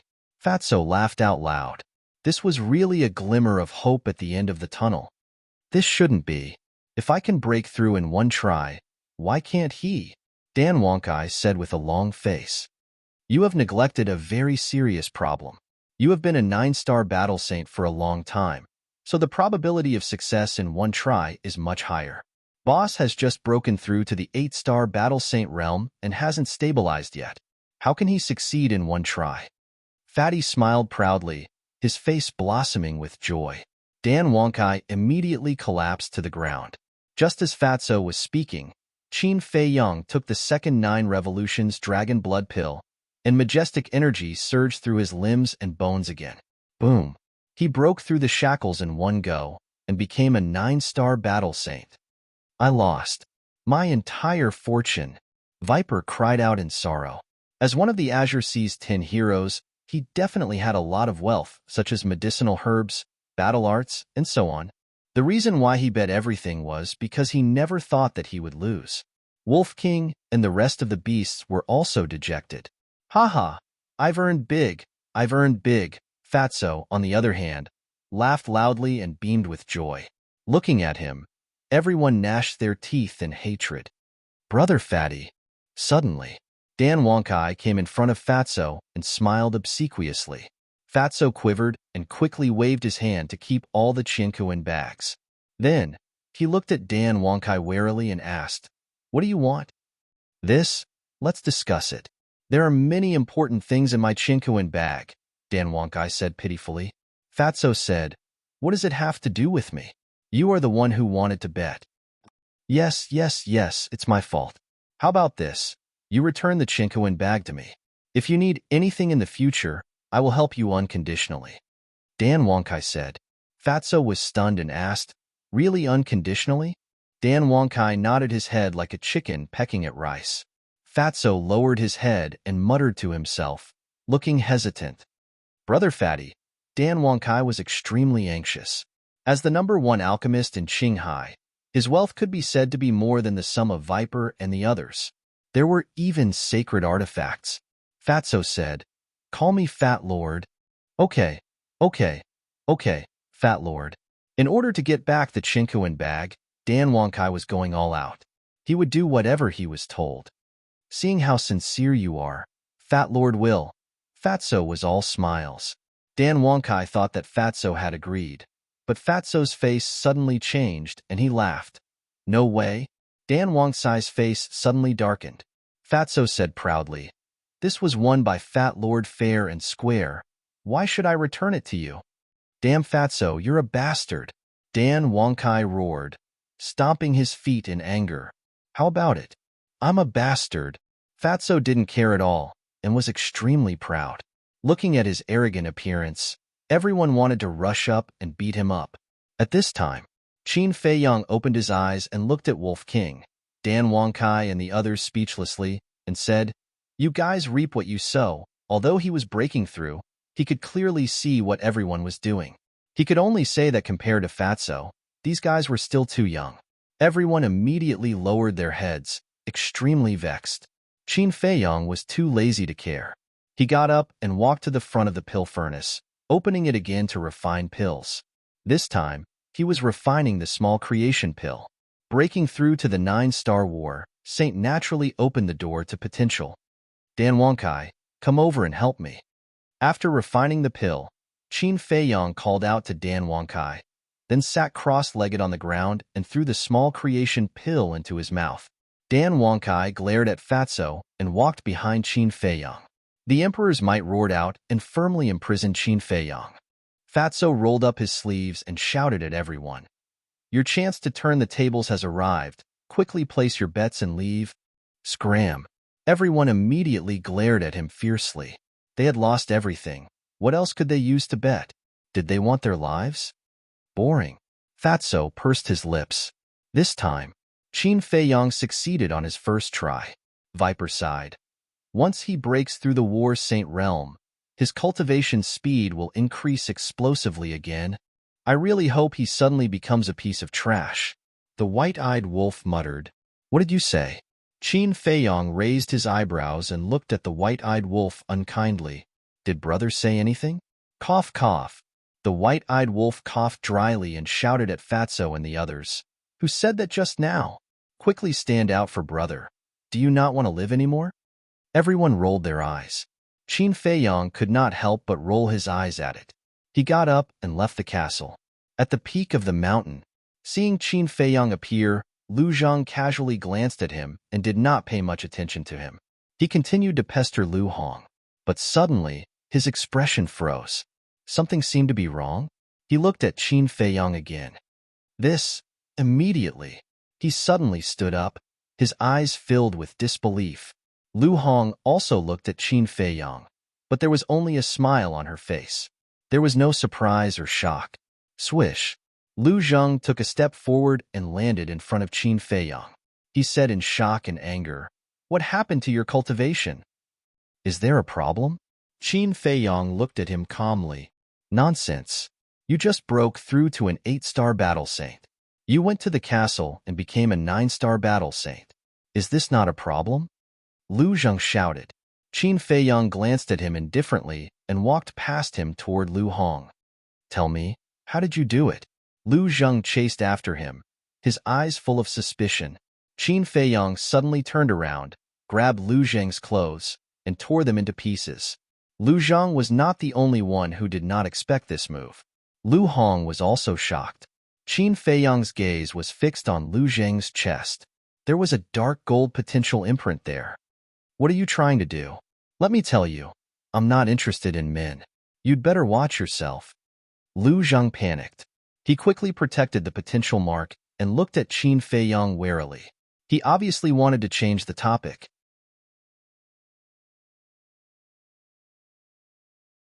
Chapter 1201. Of course. Lu Zheng nodded unnaturally. "Are you that capable? If you really relied on yourself to open these doors of potential, would you still be an 8-star battle saint?" Qin Feiyang looked at him coldly. In today's world, only his ancestor relied on his own abilities to open all the doors of potential. Since then, no one else had done it. Lu Zheng claimed that he opened them himself. Wasn't he comparing himself to his ancestor? What a joke. His ancestor was shockingly talented. Who could compare to him after millions of years? Hearing this, Lu Zheng looked rather embarrassed. "Tell me, where did you get the potential pill from? Also, is Lu Zheng your real name?" Qin Feiyang narrowed his eyes, revealing a dangerous signal. He began to suspect Lu Zheng's identity. No, from the beginning, he had never believed this person. Although the Lu family was powerful, they had always been hidden from the world. Very few people knew about them. But it was not that no one knew. For example, Lu Xingqian, the state preceptor, and so on. They all knew of the Lu family's existence. Therefore, he could not rule out the possibility that this person in front of him was deliberately arranged by them to get close to him. Lu Zheng might be a fake name. "I will never change my name. Lu Zheng is me. If you don't believe me, I can swear on the name of my ancestors for 18 generations." Lu Zheng made a solemn vow. He felt a headache coming on. Why was this guy so difficult to deal with? In the past, he had looked down on Qin Feiyang and felt that this little cousin of his was useless. But now that he had interacted with him, he realized that he was too difficult to deal with. Qin Feiyang said indifferently, "It doesn't matter to me if all 18 generations of your ancestors die. I just want to know how your doors of potential were opened." "Bastard, how dare you say such things? Be careful of being struck by lightning." Lu Zheng was instantly enraged. 18 generations of his ancestors. Wasn't that equivalent to 18 generations of Qin Feiyang's ancestors? This was too much. Qin Feiyang said, "What do I have to do with you? Why can't I tell you?" "I just can't tell you. You can make any kind of joke except for this. I'm telling you, if you dare to talk nonsense again, I'll fight you to the death." Lu Zheng stared at him angrily. Qin Feiyang stared straight at Lu Zheng, his eyes flickering. Lu Zheng felt a little uncomfortable being stared at like that. A moment later, Qin Feiyang withdrew his gaze and walked to Lu Hong's side without saying a word. He then sat down on the stone bench. Lu Hong took out a tea set and obediently squatted at the side to boil water and make tea. Lu Zheng walked up and sat across from Qin Feiyang. "I'll say it again. I have no ill intentions towards you." Yes. Qin Feiyang nodded faintly. There was no change in his expression. No one knew what he was thinking. Lu Hong finished making tea, poured a cup for Qin Feiyang, and then pushed it in front of Qin Feiyang. "Thank you." Qin Feiyang smiled, picked up the teacup, and took a sip. The fragrance of the tea was strong, and he suddenly felt refreshed. "Where's mine?" Lu Zheng looked at Lu Hong. "Pour it for yourself," Lu Hong said. "Alas, this is the difference. No matter what I do for you, in your eyes, it can't compare to Qin Feiyang." Lu Zheng shook his head and sighed. His eyes were full of disappointment and helplessness. Lu Hong rolled her eyes. She turned to Qin Feiyang and said telepathically, "Are you really going to keep him by your side?" Qin Feiyang pondered and didn't say anything. Lu Hong said secretly, "I know you must be thinking that this person is very likely to be from your grandfather's family. But people's hearts are unpredictable. What if he's not? If he's not, there's only one ending for him: death." Qin Feiyang's eyes flashed with murderous intent. "How about this?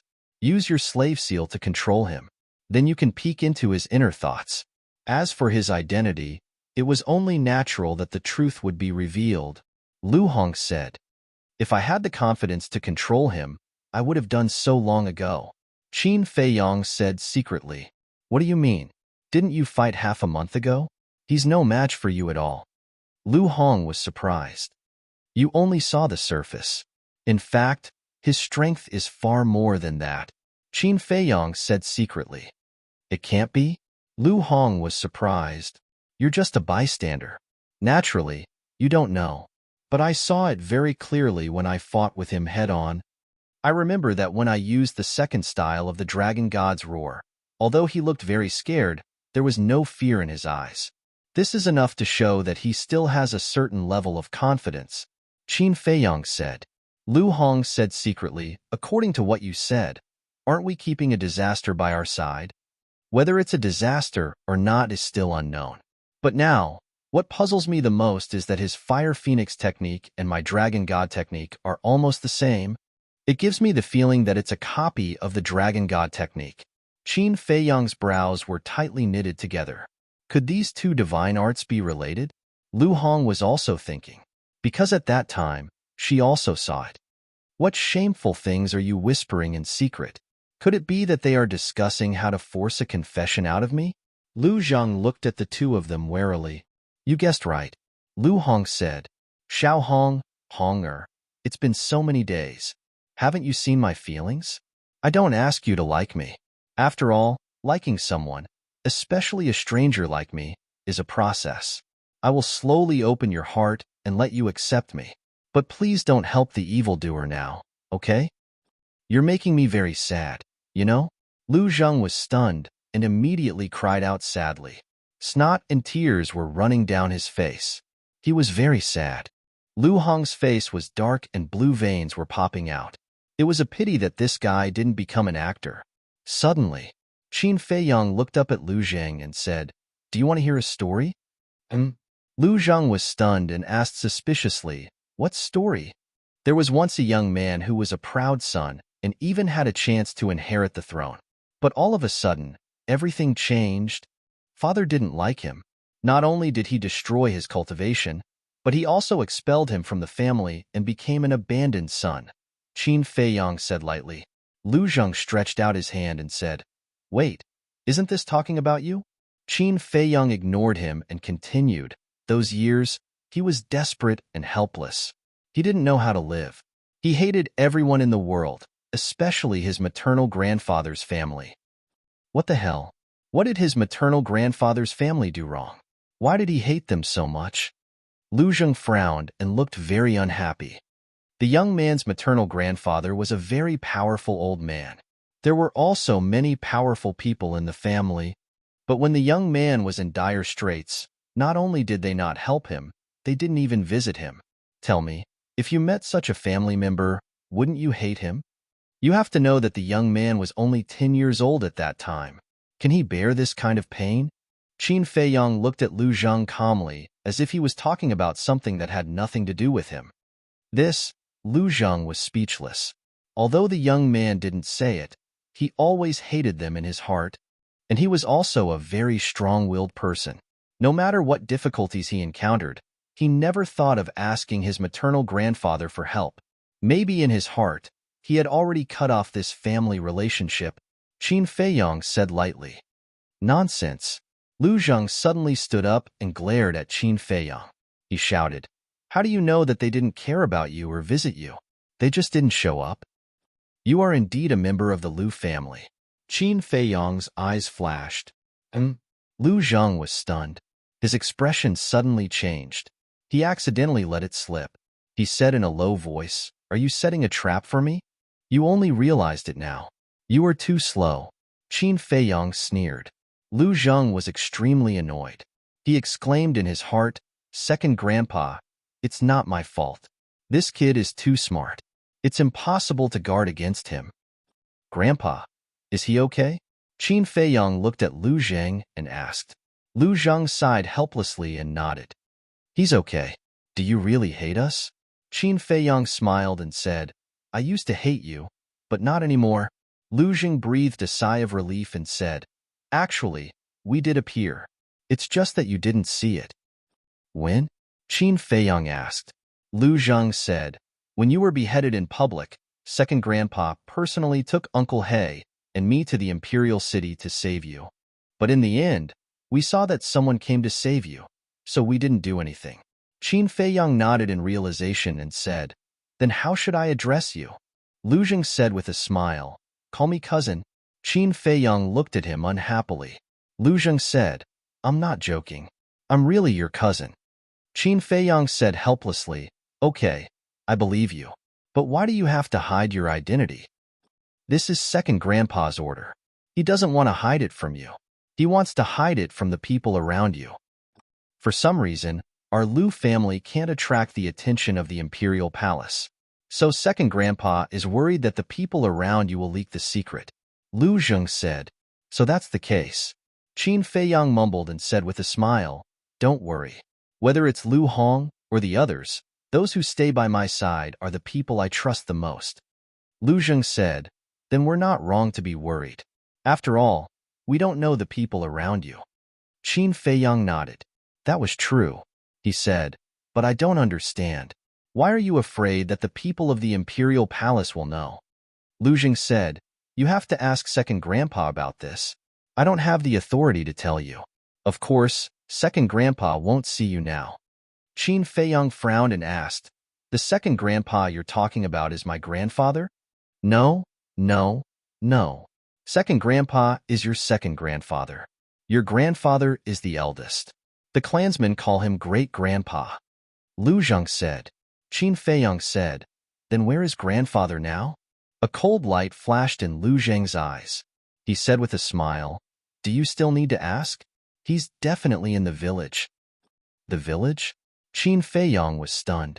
Lu Zheng said with a smile, "Our Lu family is a group of ordinary people, so we live like ordinary people." "You're ordinary people? You must be kidding." Lu Hong rolled her eyes at him. "Hong, if you're interested, I can take you there. But there's a rule in our village. Any foreign woman who enters the village must first marry a man in the village." "Why don't you marry me?" Lu Zheng said with a chuckle. "Get lost."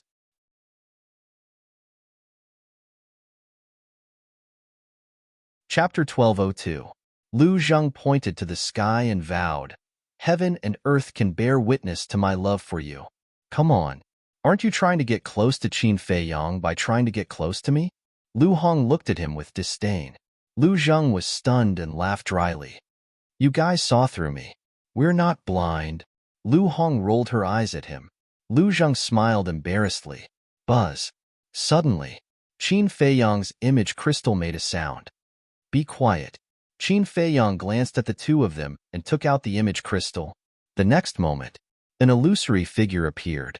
It was a burly man with a tall figure and a rough face. His cheeks and chin were full of stubble, looking a little sloppy. "It's me, Yinwei," the burly man said. Qin Feiyang asked, "How is it?" "The situation is not optimistic." Yinwei shook his head. Qin Feiyang's eyes darkened. "What do you mean?" "To get close to the state preceptor, I have to enter the law enforcement hall first. But now I don't even have a way to enter the law enforcement hall. Because the law enforcement hall's recruitment conditions are too harsh. They directly recruit from the War God Temple." Yinwei said. "War God Temple." Qin Feiyang was silent. He naturally knew about this place. Only those with extreme talent and at least a battle sage could enter the War God Temple. The most important thing was that the War God Temple never recruited from the outside. They were selected from the disciples of the temple. And Yinwei couldn't become a disciple of the temple at all now. The first was cultivation. The second was age. It had already far exceeded the recruitment standards of the temple. I've already thought of many ways. Even finding someone to get in through the back door didn't work. So I can only look for you to see if you have any ideas. Yanwei was a little anxious. Don't worry, there will definitely be a way. Qin Feiyang comforted and lowered his head to ponder. What's going on? Lu Zheng glanced at Yanwei and then looked at Lu Hong suspiciously. However, Lu Hong didn't even look at him. She lowered her head and pondered. Suddenly, Qin Feiyang's eyes flashed. He looked up at Yanwei and said, "Go find the imperial advisor and bring him here." What? Yanwei was shocked. Lu Hong and Lu Zheng also looked at Qin Feiyang in surprise. Wasn't bringing the imperial tutor here equivalent to digging his own grave? Qin Feiyang said, "Do as I say. It's best if you come back in an hour. I need to make some arrangements first." All right. Yanwei nodded, and the shadow disappeared. Lu Hong withdrew her gaze and looked at Qin Feiyang with a frown. What on earth do you want to do? If we rely on ordinary methods, I don't know how long it will take for Yanwei to lurk beside the imperial advisor. So we have to use some extraordinary means. Qin Feiyang said. Lu Zhang said suspiciously, "You want to use yourself as bait to help Yanwei?" Qin Feiyang nodded. Good idea. Lu Zhang gave him a thumbs up. You call this a good idea? Lu Hong said angrily. It is. Think about it. After Yanwei reports to the imperial advisor will bring people to capture Qin Feiyang. At that time, he will definitely reward Yanwei. Yanwei can take advantage of the situation and propose to follow the imperial advisor, and when the imperial advisor sees that Yanwei has made a contribution, he may agree at once. It can be said that there is no other way more direct and effective than this, Lu Zhang said. Lu Hong said, "Of course I know what you said, but this is too risky. I don't agree." Qin Feiyang said with a smile, "Don't worry, I have other arrangements. Nothing will happen." What arrangements? Lu Hong frowned. Qin Feiyang took out the image crystal and poured his battle qi into it. Buzz. After a while, a familiar figure appeared in the void. It was Lu Xingqian. Lu Xingqian asked with a smile, "What can I do for you, Brother Qin?"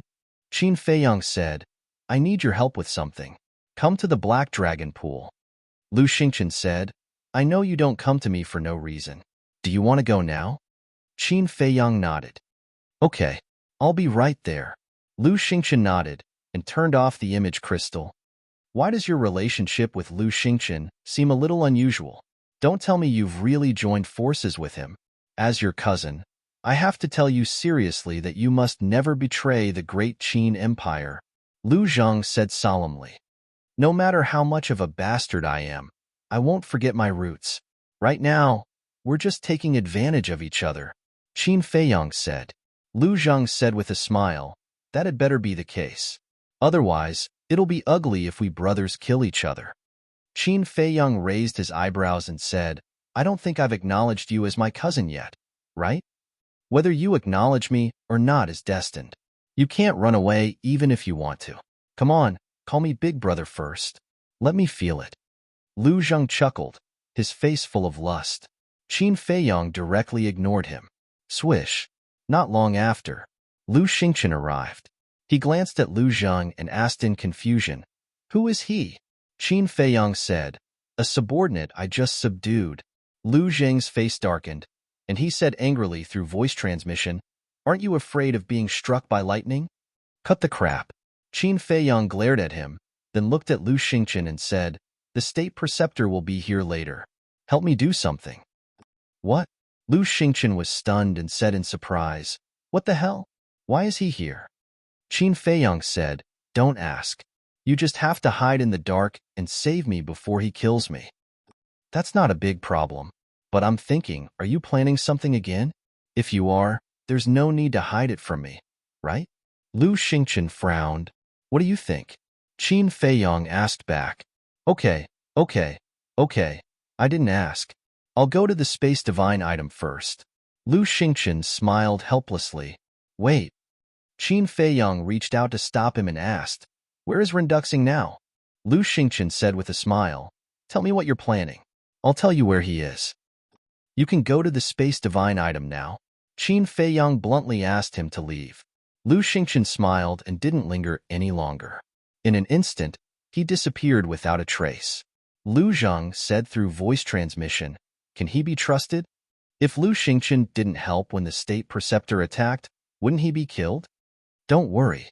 He still needs me to do something for him. Although I don't know what it is, I won't leave him in the lurch. You go to the castle and stay there, Qin Feiyang said to himself. The castle. Lu Zheng's eyes lit up. He had been interested in this mysterious castle for a long time. Qin Feiyang waved his hand and sent Lu Zheng in. Then, he glanced at the top of the mountain and turned to Lu Hong. He said apologetically, "I'm really sorry. You've worked so hard to arrange everything these days. It might be ruined in a moment." "It's okay." Lu Hong shook her head. Qin Feiyang smiled and picked up his teacup. He chatted with Lu Hong while sipping his tea. Time passed quietly. When an hour was up, a terrifying divine power suddenly descended on the top of the mountain. Qin Feiyang's eyes flashed.